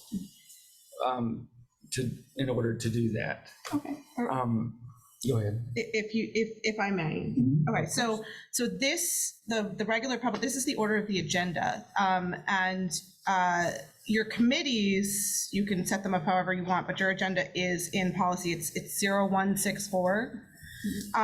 So, and while I agree that, you can arrange it any other way, I would remind the board that you do actually have to vote on these matters. So in terms of how your agenda is arranged, it may still make sense. That's fine. Thank you for the clarification. I'm okay with that, but I'm just, making my point. If we need to change a bylaw, Scott, we can revisit and have a conversation about updating the bylaws to, discussion between all and come to a consensus. But I don't think those 2 committees are needed. They should be ad hoc when something comes up, and then we need to have a discussion. But to me, to go over it is not necessary, right? We don't get to make those decisions on those 2 items. There's no need to have a committee for it. Well, but for tonight's purposes, this is. I understand for tonight's purposes. But we would still have to, for agenda reasons, we would still have to report to the community. Yes. So we'd still have to keep it on the agenda. Correct, but we would just report out, exactly in bulk, but we don't need a committee to sit in and meet for those 2 items. Right. We don't oversee those, and it shouldn't be necessary to propagate the perception that we're working on personnel or dealing with personnel. That's the superintendent's charge, and if something comes up that he needs to communicate to us, I'm sure Dr. McBride would be more than happy to do so. So, do we have a motion to accept everything other than the calendar of meetings? Say it again, I'm sorry. So motion to accept everything on the agenda, all the agenda items except the calendar. Okay, thank you, Mr. Carroll. Do we have a second? I second. Thank you, Ms. Cordero Alton. So because it's a consent agenda, we can do it all in favor. We don't have to do a roll call. Okay. Wonderful. All in favor, say aye. Aye. Any opposed, say no. And there are none. Thank you. So now we will move to figuring out the calendar. You'll never make my job easy. So we have. Say heavy is the head that wears the crown. 2 calendars. We have, what is this one? 01. And a Monday, correct, yep. And What's the first one? 01 and 03. So, how would you go back in this? And the consensus was that Tuesdays. There's I would recommend, there's already a motion on the floor to adopt the whole consent agenda, but we move forward, we will consider Ms. Somerville's motion and a motion underneath that. It was agreed that we would just move forward with the 02. So let's reset. What I would recommend, and I think the most logical way to do this, is that we would have, after having some discussion, somebody should move one way or the other for either 01 or 03. We would need a second to support it. And then we would run the vote on that one, and whichever one, and if that one passes, then that's your board agenda. But I would encourage the board to have discussion, since we have two possibilities. I would encourage the board, if there's any further discussion, to do so before any one of those motions are made. Okay, so we need a motion on one of the calendars. Scott, Wednesday or Monday? Wednesday's the meeting? Right. Yes. I motion for Wednesday. Okay, so that would be 01. 01. So we have a motion on the floor for the calendar 01, which is Wednesdays. Do we have a second for that calendar? I'll second. Mr. Stein has seconded that. Is there any discussion around the Wednesdays calendar? Can I say something? I've been listening. Can I just say something? What schedules that are already set for some of us that are working, and we have extended schedules at our jobs, that's an issue. It's easy to say, I can just pick any day. I can't say that. You know, I can't speak for anyone. My schedule is set. I think, like for me, my schedule is set based on the Mondays. So it's a suggestion I'm giving that if we stick with the Monday, and then we all speak about it, give us a little time to change. And if that's a different day is better, then we need time to make the changes.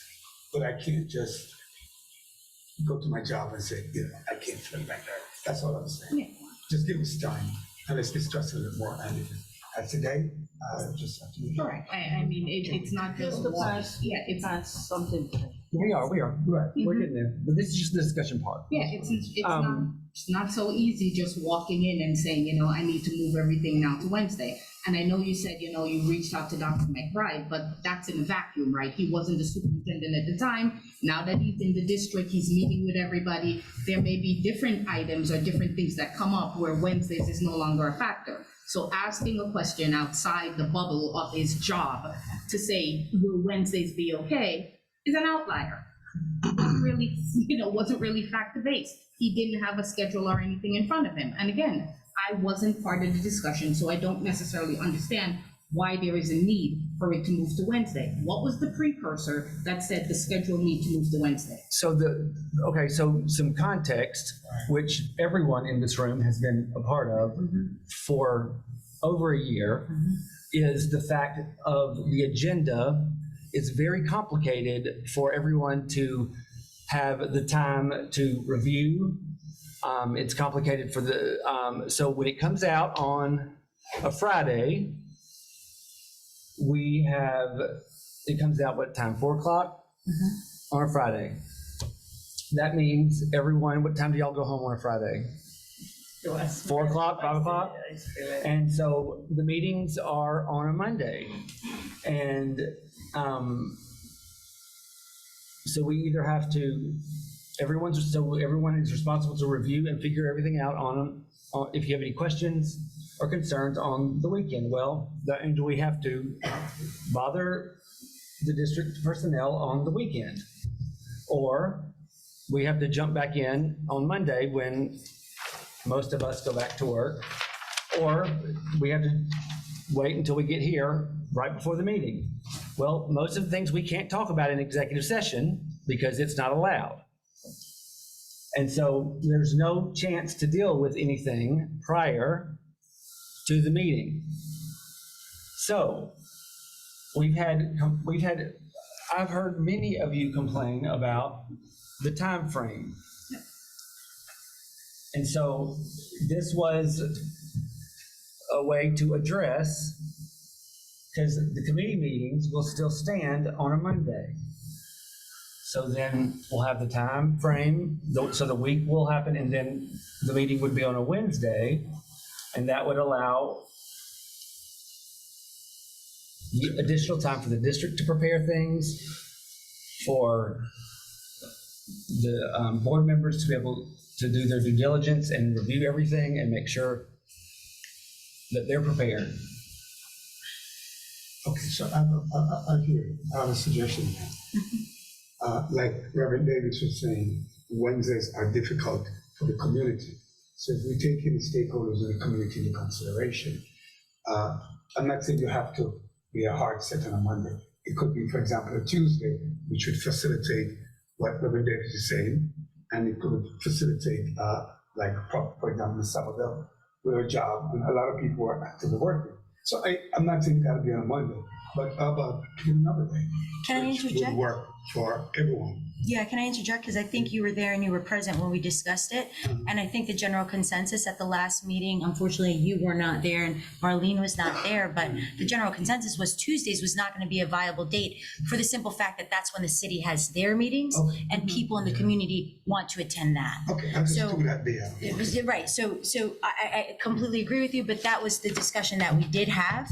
And to your point, and to the point that was made,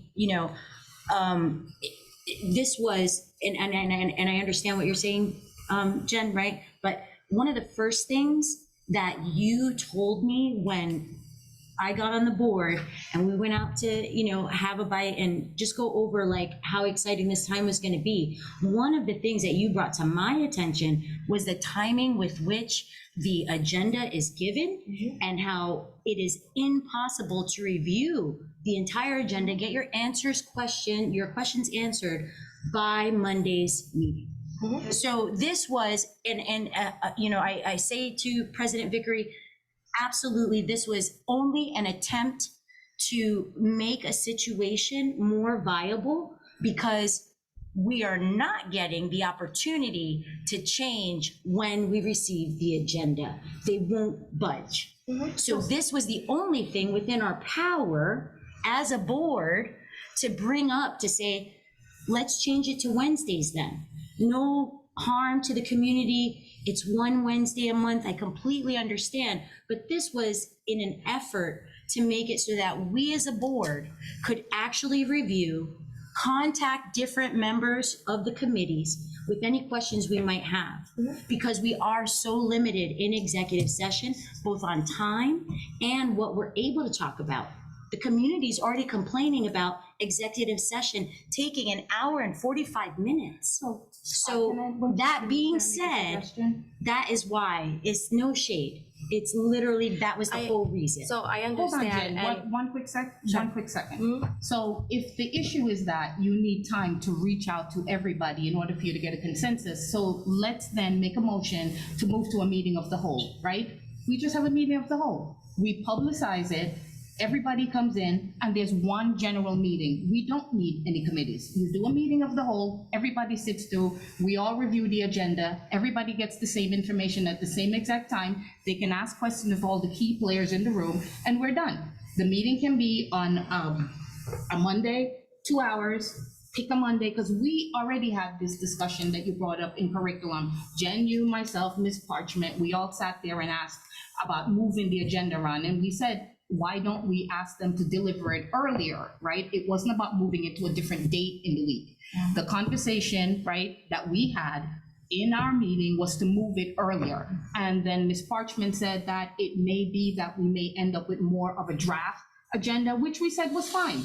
There was no issues, things could change, but instead of it being the third Monday of the month, it would be the second Monday of the month. And this way it would give you a week's span to look over, review. Again, at the end of the day, we as a board, all we're doing is approving bills that need to be paid.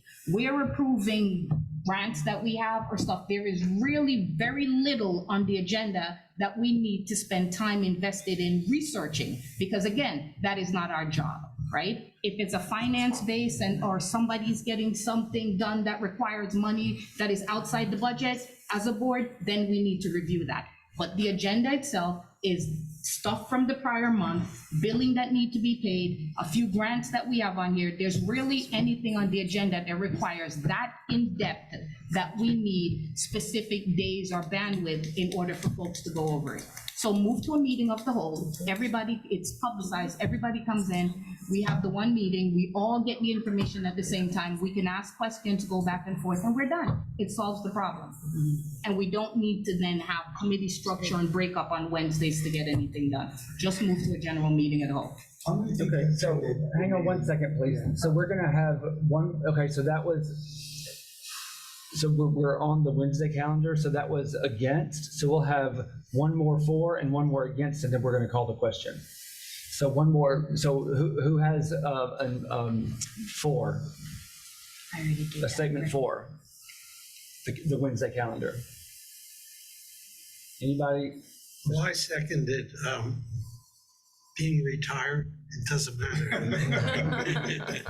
And I second it as well. We'll go along with it.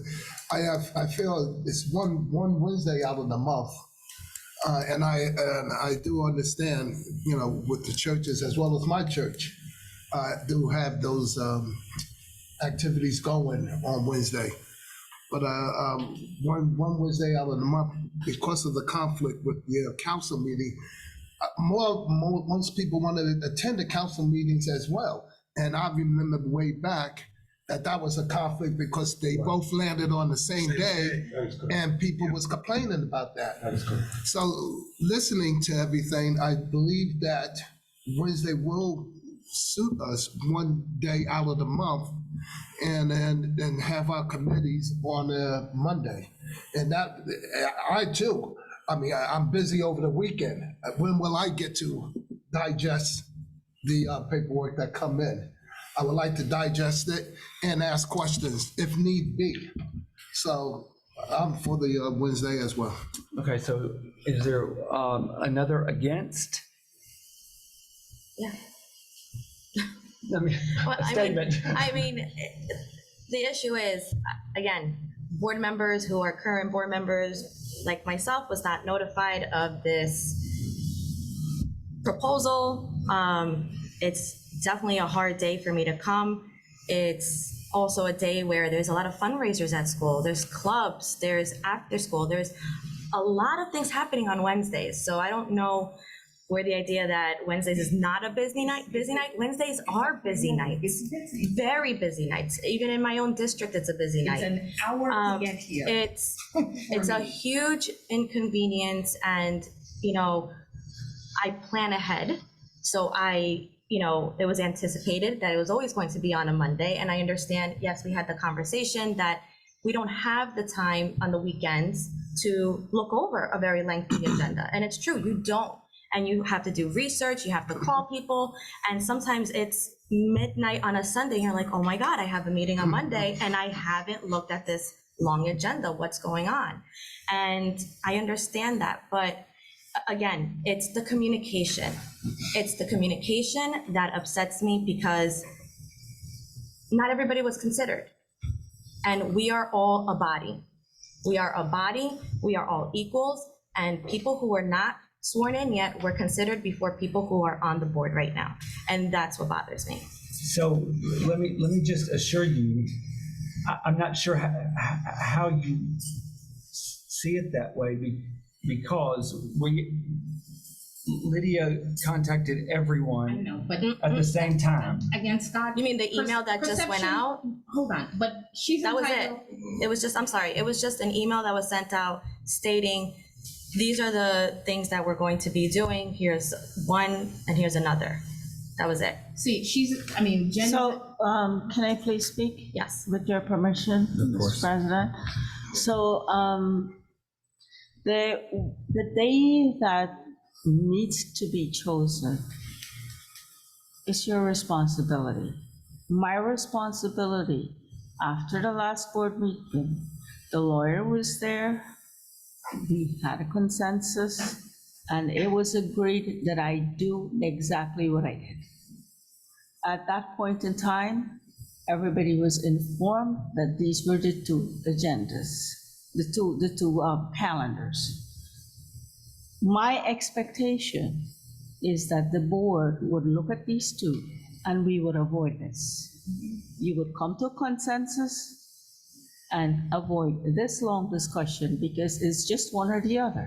Well, and so, and that's what so let me just lead us through this. We had a consensus, we have a consensus, and so we will just call the question and vote. Yes. Will you do a roll call, please? Sure. So, did you have who was the first one, 01. So who motioned it? Motion was Cordero? And Mr. Stein seconded it. Okay, all right, so let's do the roll call.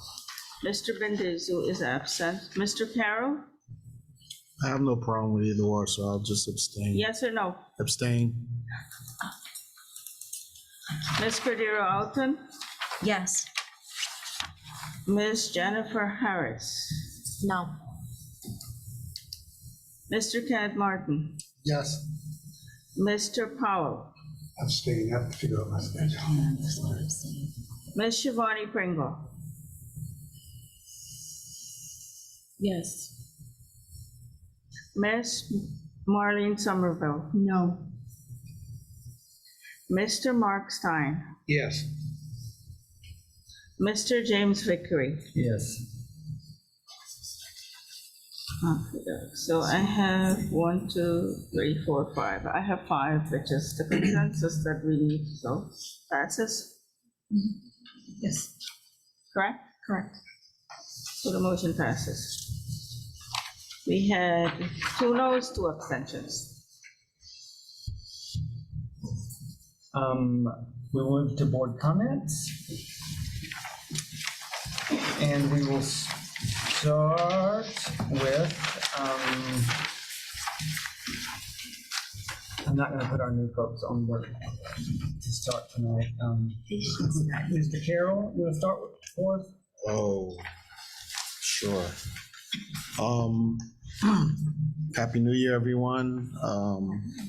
I'll be short. Congratulations to our new trustees. Welcome. And congratulations to Dr. McBride.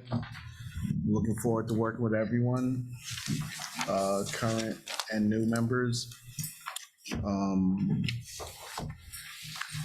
And that's about it for me. Thank you. All right, thank you. Ms. Harris? Yeah, Happy New Year, everyone. It's so nice to see everybody. Really full house when we first came in. A great way to start, to have a congressman here, to have Matt Lee, who's so knowledgeable in the school board ethics. You know, as a teacher, this week has been, and I'm sure same thing with the students, it has been very emotional, exciting to start the new year, but also very draining. Kids are getting sick, teachers are sick, people are on vacation still, children are half asleep, teachers are half asleep. It's, you know, it's a very exciting yet just very draining week. I do look forward to the weekend to kind of recoup from the break. But I do want to welcome the students and staff back to school and for a successful new year. I also wanted to, as I had mentioned before, the December meeting I couldn't come because there was a massive flood. Unfortunately, the area where I live, it's a flood zone. Didn't go to work, my kids didn't go to school, and other people in my area also were affected. And my thoughts go out to those kids, you know, the families, when they see those things. It's horrific. If you've ever driven by those areas, you know, you attempt to go through, your car is done. So it is a very unfortunate time. But I do want to be on the positive. So I do want to welcome Dr. McBride. I didn't get to say anything last month, but welcome. I do enjoy your emails, your calls, your outreach, your presence, and I hope it continues to happen. And I wish you so much success this year, and I'm sure it's going to be very productive. And to our new trustees, Mr. Stein, Trustee Stein, I should say. I'm excited to have an alumni, to have someone who is experienced. I almost wish you would have also maybe even tried to be part of leadership. I would have liked to see your experience in that role again. But I understand it's your first time coming back, and observe and watch and be a part of the discussion is still valid.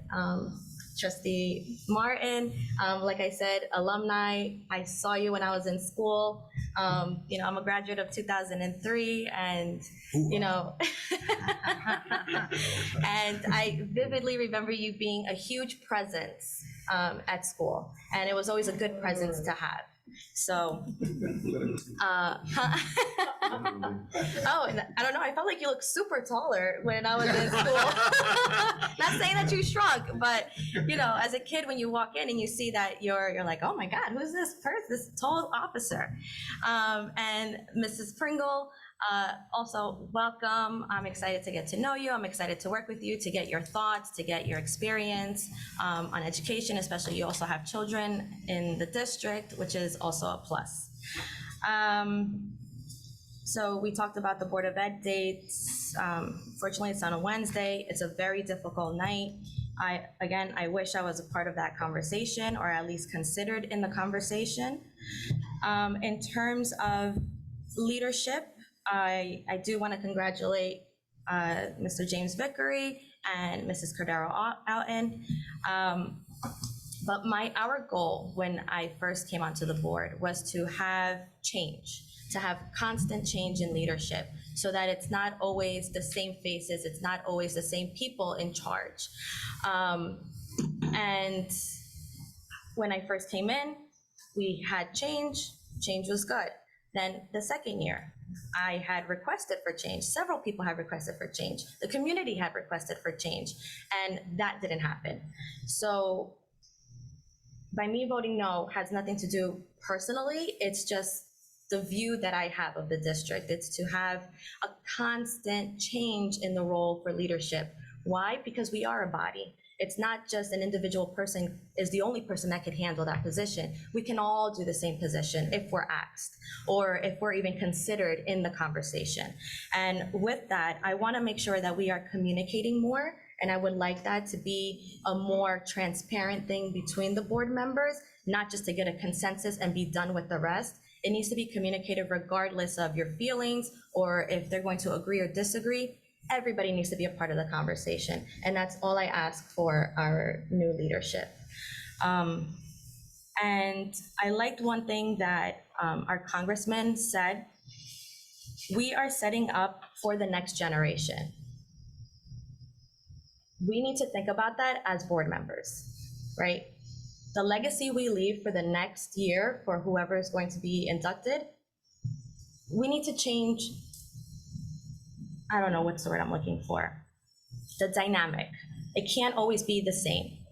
I am excited that we have a woman on leadership. I'm excited that she's a Latina. We have 65% student population of Latinos and Black and brown children, and we all need to be represented. So we need to keep that in mind for our district. Our district is a very diverse district. This is why I'm still here. And we need to make sure that we embody that in what we say and in what we do every day. Other than that, Happy New Year. And that's it. Thank you. Mr. Stein? Thank you. Good evening. Good evening. For those of you who don't know me, I'm Mark Allen Stein. I'm a lifelong resident of Hackensack, born at Hackensack Hospital. I attended the Hackensack school system, graduating from HHS, as did my mother. I had teachers who saw what I could accomplish and pushed me in ways I could not fathom at the time. I attended the University of Oklahoma, attaining degrees in journalism and public relations. That's my brief personal history. But there are people tonight I think I would be amiss if I didn't thank them. To Congressman Josh Gottheimer, and I told him this earlier, thank you for taking the time from your busy schedule in Washington, D.C. to administer our oath of office. This is the tough one. To my family, always there in support of my goals and accomplishments, especially to my kids. My son, Sean, who at the Hackensack Middle School set a goal to attend the United States Naval Academy. He's currently stationed in Whidbey Island in the state of Washington, where in June or July, he will become division commander of a naval air base. My daughter, Michelle, who with the guidance of great teachers here at Hackensack High School, instilled in her the goal of becoming a high school math teacher. And for a number of years, she got her start here as a teacher of mathematics. She has since moved on to another district. To my running mates, my brother from another mother, Ken Martin, you made this run for office much fun. And to Shivani Pringle, a number of months ago, we did not know each other, but I have come to see the passion you possess, and I have learned what a great school board trustee you will become. To the A-team, those were the people in the wings. You know who you are, who worked tirelessly to get us to where we are this evening. To Dr. McBride, you and I begin this journey for me again after a number of years, together tonight. Any historical background I can provide to you on the Hackensack Schools District, I am here to assist. To the residents of Hackensack, thank you. In walking almost all the election districts in this wonderful community we call Hackensack, you provided me with insight and concerns on how you want to see this school system move forward. To my new colleagues on the board, the only way we can move this district forward is by working together to provide the tools and resources to all staff, administrators, teachers, and support staff. We will need to provide our kids with an all-inclusive education.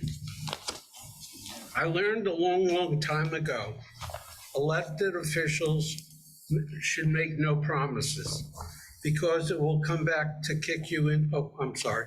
I don't make promises, but this I can pledge to you. And I think I can speak for my running mates as well. We will work hard to make this district the envy in the state of New Jersey. Thank you all who are left for being here tonight and to lend your support to this Board of Trustees. Mr. Martin? I'll be very brief. I just want to thank everyone for coming out tonight. Happy New Year's. I want to thank my family, of course. My oldest daughter, Taylor, she's watching this as we speak. Just want to give her a shout out. Thank you for your support and your love. And I want to also thank my other daughter, Detective Martin, for coming out and being there and supporting as well. And most of all, of course, we have people coming from long distance. I want to thank Mr. Jones my main man there, Gary. We grew up together. He came from Atlanta, Georgia. His grandmother, his uncles, and everyone else went to Hackensack High and graduated. And he came in their behalf, as well as his own, to support myself and my running mates to watch us get sworn in by the congressman. Again, thank you. Much love. And my biggest fan, Mom, my mother, she'll be 90 in a couple months. She wanted to be here, but she, with this virus going around and a whole bunch of stuff going on, she listened to her doctor and stayed home, and she's watching it live too. So again, I want to thank her. And to all the rest of the board members, communication is big, and I truly do believe in it, as you said. And we should continue on communicating, and I think we will, and I think we do very well at it. We're going to disagree. That's what we are. We're human beings. As once said, when I was in the police department, we have to recruit from the human race. We have no choice. And here we are. So with that said, again, to our superintendent, you do have my support, and looking forward to working together with you and our president. I'm sure you'll take us to another level. And this is going to be, I think this is going to be a good year for us. And I think that we're going to accomplish an awful lot.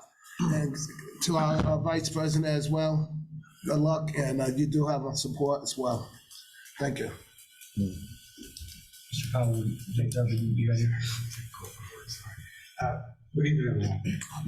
Thank you first. Thank you. Good evening. Thank you, neighbor. And first, thank everyone for coming out.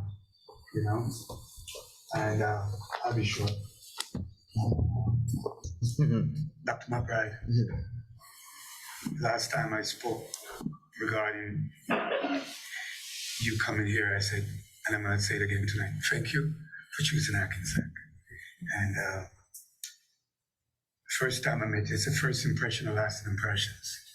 First time when you walked into the room, you had a presence, and the way you spoke, very eloquent, very knowledgeable, very intelligent.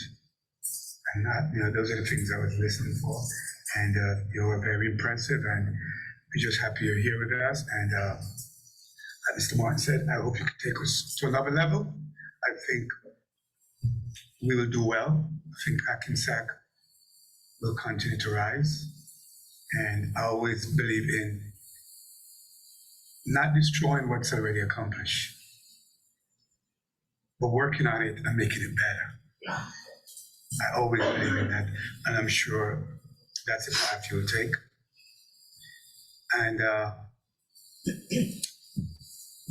to all our staff, IT, big shout out. You guys do an awesome job. Sparkman, as always, you're here with us, always. And to our assistant superintendent, to our teachers. See, you guys are always here, and thank you guys for coming to the microphone and, stating what the issues are. And Mr. McBride, I'm sure, will be working with you guys to figure it out for our kids. Nothing is perfect. You can always improve. You can always make things better. And like Mr. Matt Lee said earlier, we're a body. We're not one entity. All of us are very important, every single board member. And if we work together, if we collaborate together, we can achieve great things. And it's just moving forward. What is done cannot be undone. So let's move forward together. We're stronger together, we're better. And let's make Hackensack proud. And it's very important to respect each other. It's also important to respect each other's comments and constructive criticism is also a good thing. We can learn from it. If every board member agree every time, guess what? We're not an effective board. You should have board members who will need more answers, who will be inquisitive, who will want to learn more. That's what good board members do. So I just want everyone to know that if a board member is asking more questions, or just, it's not a bad board member, that's the way it should be. But go back and read. If everyone agrees on everything at all times, then we're not a progressive team. You know, as long as it's not divisive, as long as it's done in a good manner, as long as we're kind to each other, we can move mountains. And when I looked at everyone here, we're all good people. We're all volunteering.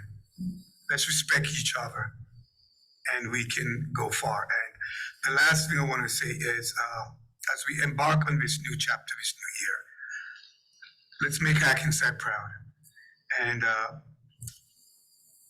my neighbor, Stein, Trustee Stein, I've known you for a while.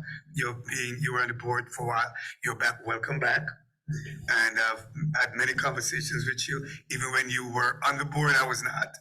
I used to come to the podium and I would ask for stuff from you guys very kindly. And there's times you guys delivered. So thank you again. And Trustee Martin, congratulations. And I'm sure we will work well together, you know. And Trustee Pringle, I've known you for quite a while, and we have our conversations too. And I'm very happy to have you here, all three of you. And so welcome. And listen, we don't know everything, but some of us have been around. So feel free to ask questions. Feel free. And whatever we can share, we share with you. We don't know it all, but if we know something, it doesn't hurt to share it. Sharing is caring, you know? And I've been on the board, it's my 6th year, maybe last year. And I want to thank the people of Hackensack for giving me the opportunity to serve. And it's not easy sitting here. And I don't take this lightly. And it was, my son went to the school system, and that's why I decided to get on the school board. I saw things I could make better. And I think we have done a wonderful job, all of us. I always like to say all. And my vote tonight, when I said I abstain, I don't want anyone to leave here tonight, please, and take it personal. That's just how life is. We can't always vote together. And I abstain for certain reasons. I don't want to go in too much into it, but I will say this. And if I didn't say this, I don't think I would sleep well tonight. I have to go home now and I have to be back at work early in the morning. But I gotta say this. Last year, we sat here and we said to the people of Hackensack, we will make changes and we'll give everyone an opportunity to serve. I did a little research in other districts. They flip around and give people a chance to serve. I'm not saying the people that are in charge are not smart enough. That's not what I'm saying. So I want to make that clear. I'm sure you're going to do a wonderful job.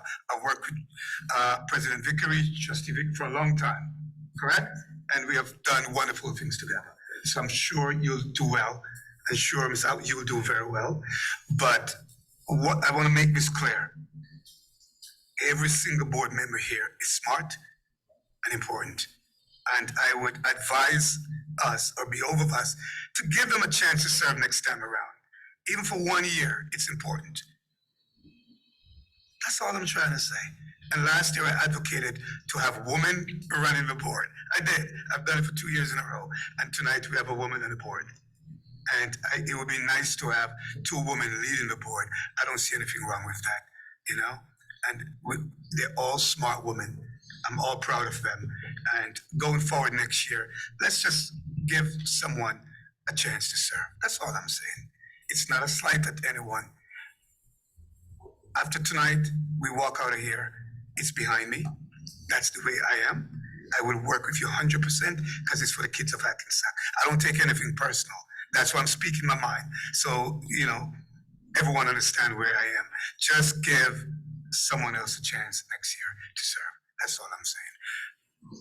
COVID is back. It's on the increase. Be careful. If you have to mask, and just take your precautions, okay? And be safe. Have a wonderful new year, everyone. Okay? Thank you very much. Ms. Pringle. Hi, Happy New Year, everyone. Short, I don't see my daughter, I'm hoping she's here somewhere, but I wanna thank my children and my family for their support. My friend Erica is out there. Erica, I wanna say thank you from day one. She's been my transportation and support where I needed to go. She walked with me and Kenny one time too. She helped hand out flyers and stuff. I want to say that I'm excited to be part of the board. Coming to Hackensack years ago, I could have never imagined that I would be here. But it's a wonderful town, wonderful people. I just want, as a parent, going forward for the 3-year term, is to see if I can make difference or change and not sit back and continue to complain and not contribute to the change. So hopefully everything will work out. I'm big on communication and respect.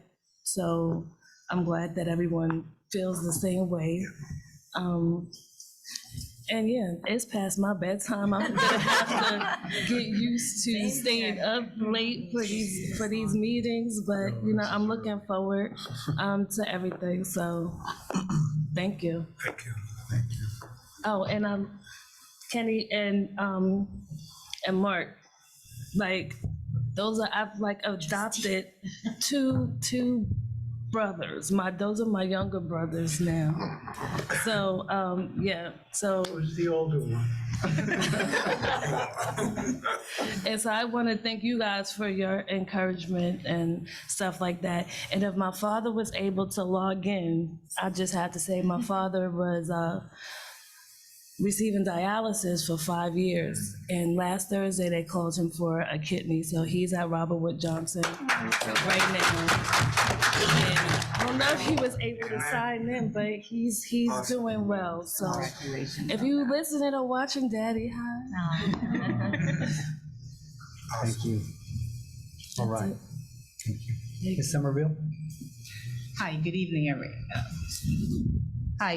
everyone. So, first and foremost, thank you, everybody, for coming out. Happy New Year. I sent 1,001 emails to all of you guys since I was out in December for my New Year's wishes for a happy and healthy 2024. So I will just say a quick introduction to those guys that are coming on. You guys are new, and like I said, I have lived in Hackensack my whole life. But I am a very reclusive person, right? Privacy is important to me, and this is probably the most public-facing job or role that I have ever had.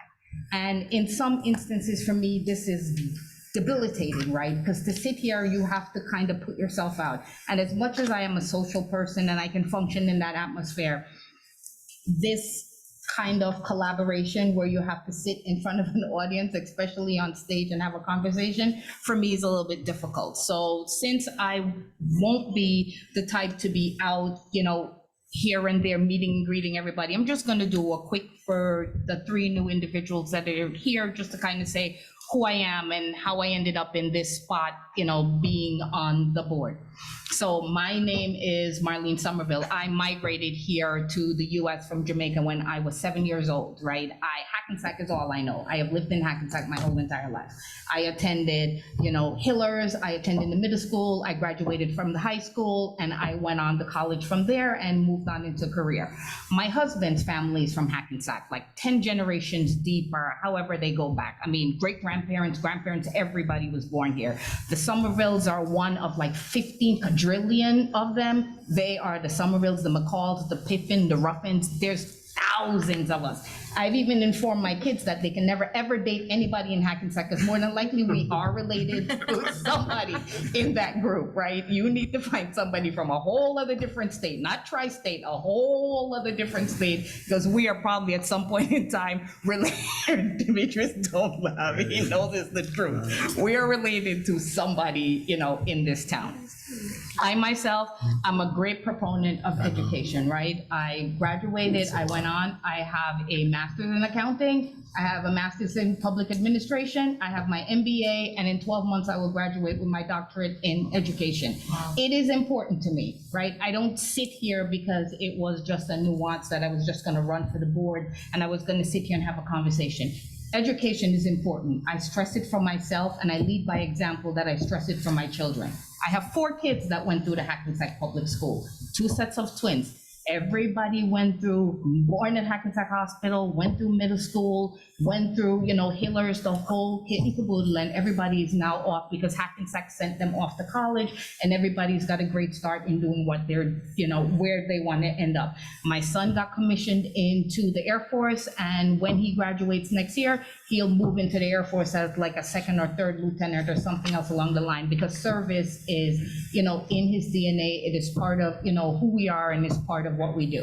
So again, I just want you guys to understand this is who I am and why I sit here. I take this job, this, you know, being elected by you guys in the community seriously. And I expect that you guys have an expectation that I am supposed to deliver what you guys voted for, right? You guys voted for us to sit here and take your concerns into account when we make decisions here, the students into account when we make decisions, the teachers, right? The community as a whole, the district as a whole. And that's how we are supposed to function as a governing body, to make sure that what we do is at the benefit of those we serve for.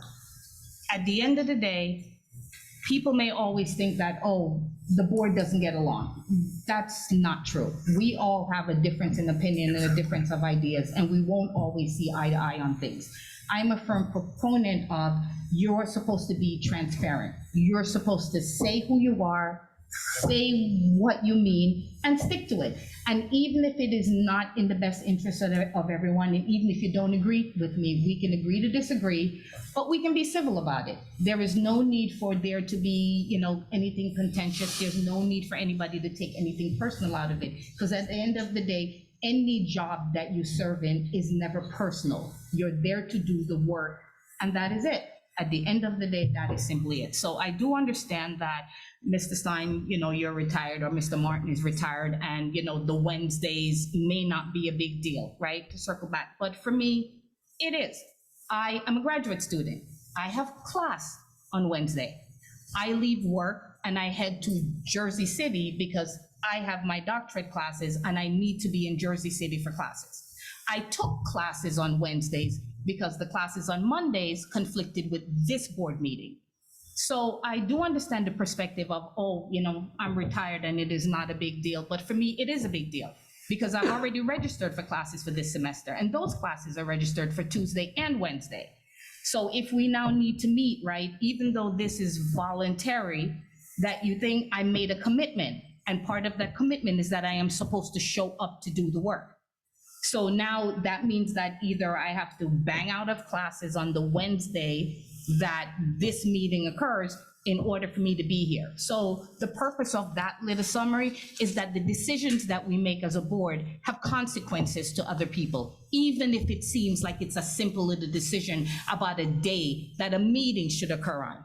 It has consequences for your other fellow board members, because you're not always sure what goes on in other people's lives. Just like it has consequences for the people in the district who may need to go, I get church, right? If she is a minister, she's presenting. If somebody has a crisis and she needs to oversee, and if Wednesday's the day that the church says, show up at my door to get the service or the counseling you need, then there is an impact.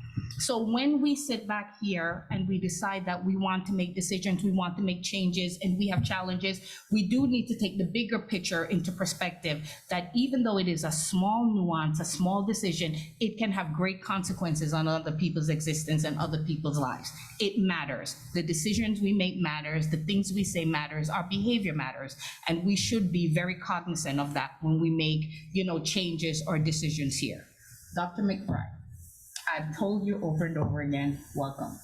Representation matters, right? And it is always good for our kids to see reflections of themselves, especially in people of power, right? That is a very important thing. Barack Obama did wonders for young children, right? When he became effective as the first president. Colin Powell did wonders for people to understand that Blacks can lead, in things. So you being here, right, is a beautiful thing for our community, because our children will see a representation of themselves when you show up in schools, when you go to do presentations, when you're talking. These little Black and brown kids will see somebody that looks like them and can see that, there for the grace of God go I, right? So that is a very important thing. So again, we discuss collaboration, we discuss cooperation, and I'm here to collaborate. Well, sorry. I'm here to cooperate with you, right? Because one person cannot collaborate. So I'm here to cooperate with you on behalf of the board, but the board as a whole is here to collaborate with you to make sure that this district, right, has success, that we achieve, the best for our students, and we achieve also the best for the staff and the community, right? Because the whole puzzle matters. It's not just the pieces, it's at the end of the day, the beauty is in the whole development of the puzzle, right? Even though there is substance and things in each piece that you put in it, at the end of the day, it's the finished product that tells the story. So to close out, sorry everybody for the long summary, I'm gonna let you guys go home. You guys are tired like I am. I just want to say thank you, everybody. Congratulations to the 3 new members that are sworn in. Here to help you guys, here to work with you. I wish everybody the best, and for all the staff, the district, the community, everybody else, best wishes for a successful and prosperous 2024. Thank you, Trustee Somerville. So there's a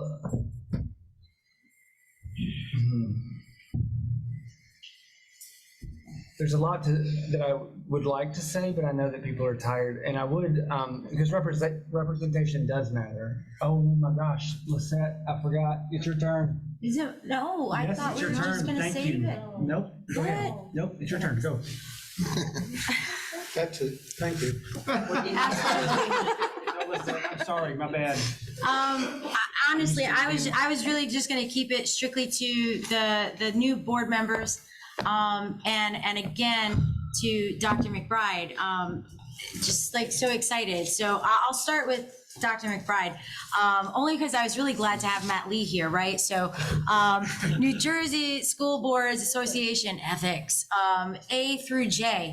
I specifically circled C, D, and H. And of those, of the list, those are the ones that I'm so very looking forward to hearing from you on, collaborating with you and the board, right? Getting your feedback, hearing tonight from the teachers about curriculum specifically. Clearly, things need to change. I love that you have ideas, things that we don't know, because we don't know everything, but that's what you're here for. So I'm really looking forward to it. So when you get an opportunity, again, C, D, and H, I said it, I circled it, and it's got McBride next to it. So for the newest members, okay, so we're gonna start. You're gonna be second. We're gonna start with Mr. Martin. So it's gonna be really hard for me not to call you Mr. Martin. I know everybody calls you Kenny or Ken, but your reputation and your name precedes you, right? So like my son remembers you. And really quickly, if the audience saw me earlier blowing kisses, just so you know, it was for my son, who is, I hope, still watching me in Washington, 3-hour time difference, and he was at work. So thank you. I love you. So he remembers you. Obviously, my husband. Your name gets thrown around, and there is a huge respect that goes along with it. Unlike a lot of things that were said here tonight. So I am looking very forward to working with you. And again, you let me know what you want me to call you. I know a lot of people prefer trustee. I only call people what they originally told me I could. Jen, if you want me to start calling you Trustee Harris as opposed to Jen, let me know. Same goes for Marlene, who at one point said it was fine for me to call her Marlene. But if we're going to be formal and you want Trustee Martin, I will learn that. Kenny's so fine. Kenny, and thank you for that. It was publicly stated. So thank you. I am really looking forward to it, and I have a high regard for you already. You're up next. You're up next. The only thing that I can say with regards to you, Mr. Mark Stein, is that anytime in the couple of months that y'all were campaigning and I needed to find out about who potentially would be coming on the board, so I had to do some homework. The only thing that anybody ever said about you is that you are, or at least the takeaway I got was that you are the Comet advocate, period, point blank. And that you will do that job. And I appreciate you allowing me to step into a role of vice president. Because I think that one thing that I'm very much looking forward to is your experience, your history, your memory, and how we can apply it to what we're doing now. And I genuinely mean that. So I appreciate the opportunity, and I'm very much looking forward to working with you. And you know, we save the best for last. So Shivani Pringle and I have been in a group moms chat for almost going on 3 years. So there's 4 moms. We each have daughters or granddaughters, and they go to school together, and they participated in Hackensack's amazing shared time program with BCTS. And at that point, I only met her maybe once before, and I think it was at freshman orientation, and very briefly. So the name and the face did not resonate with me at the time that she was running. But I've been having conversations with her for the past 2 to 3 years. So I'm really excited. I felt stupid when I finally met you, and I'm like, oh my God, wait, you're in the text. And you are absolutely everything that I imagined you were in the text. So now that I'm getting to know you in person, I feel very fortunate, because I feel like if you are going to come onto this board and be the human that you are in your home with your family, the woman that you are in your business, the mother that you are, I think that we are absolutely getting the gift. So I'm really open arms and so happy to finally put the face to the name. And now it's like sidebar Shivani. Right. So thank you very much. I appreciate you guys. I appreciate the entire board. And again, to say it like everybody else has said, we are just but one person in a group. And, you know, we're all trying our best. I appreciate that. I will definitely continue. And I only hope that everybody else can find a way to rise to that same level. And I appreciate it. Thank you. Oh, and by the way, last but not least, Scott, congratulations, Mr. President James Vickery. Thank you. And I am here to absolutely support and continue doing the good work with you. Thank you. I am thankful to be in this role again. While no one else was nominated, I'm not sure what that says. But I will say that I am thankful, and I hear the comments. I'm not going to say they always feel good from other trustees, because I think that I have worked very hard, and there are many times that I put in more hours doing this job than I do the job that I am paid for. And I'm not. No. I'm not sure that, I don't know, Scott, that sounds more like a time management issue than it does the board. well, I'm not sure that everyone realizes how much work it actually takes. And I will say, the one comment that I do want to say is, because I keep hearing that we are one body. And we are one body, but we have to take personal responsibility for the work. And so, as we embark on this 2024, I encourage all of you to put in the time and the effort and the energy. And if you are not here, it is your responsibility to find out what you missed. To call, to place that call to committee members, to the vice president, to the president. Again, we are one body, but it is about personal responsibility to make sure that you're caught up, because your vote does matter.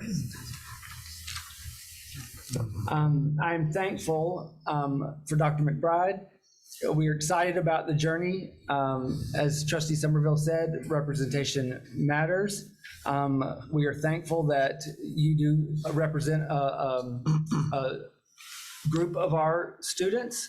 I'm thankful that we were able to hire Mr. Sanchez, who also represented a group of our students.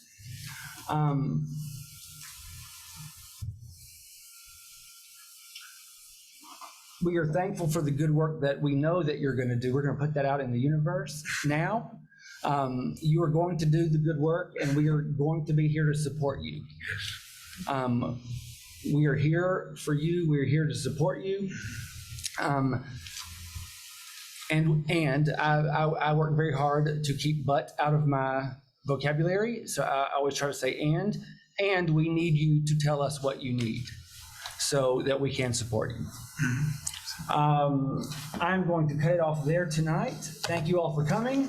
Can I have a second? Second. All those in favor say aye. Good night. Good night. You know that's probably what, Scott. You know I'm gonna beat you. You need to get that.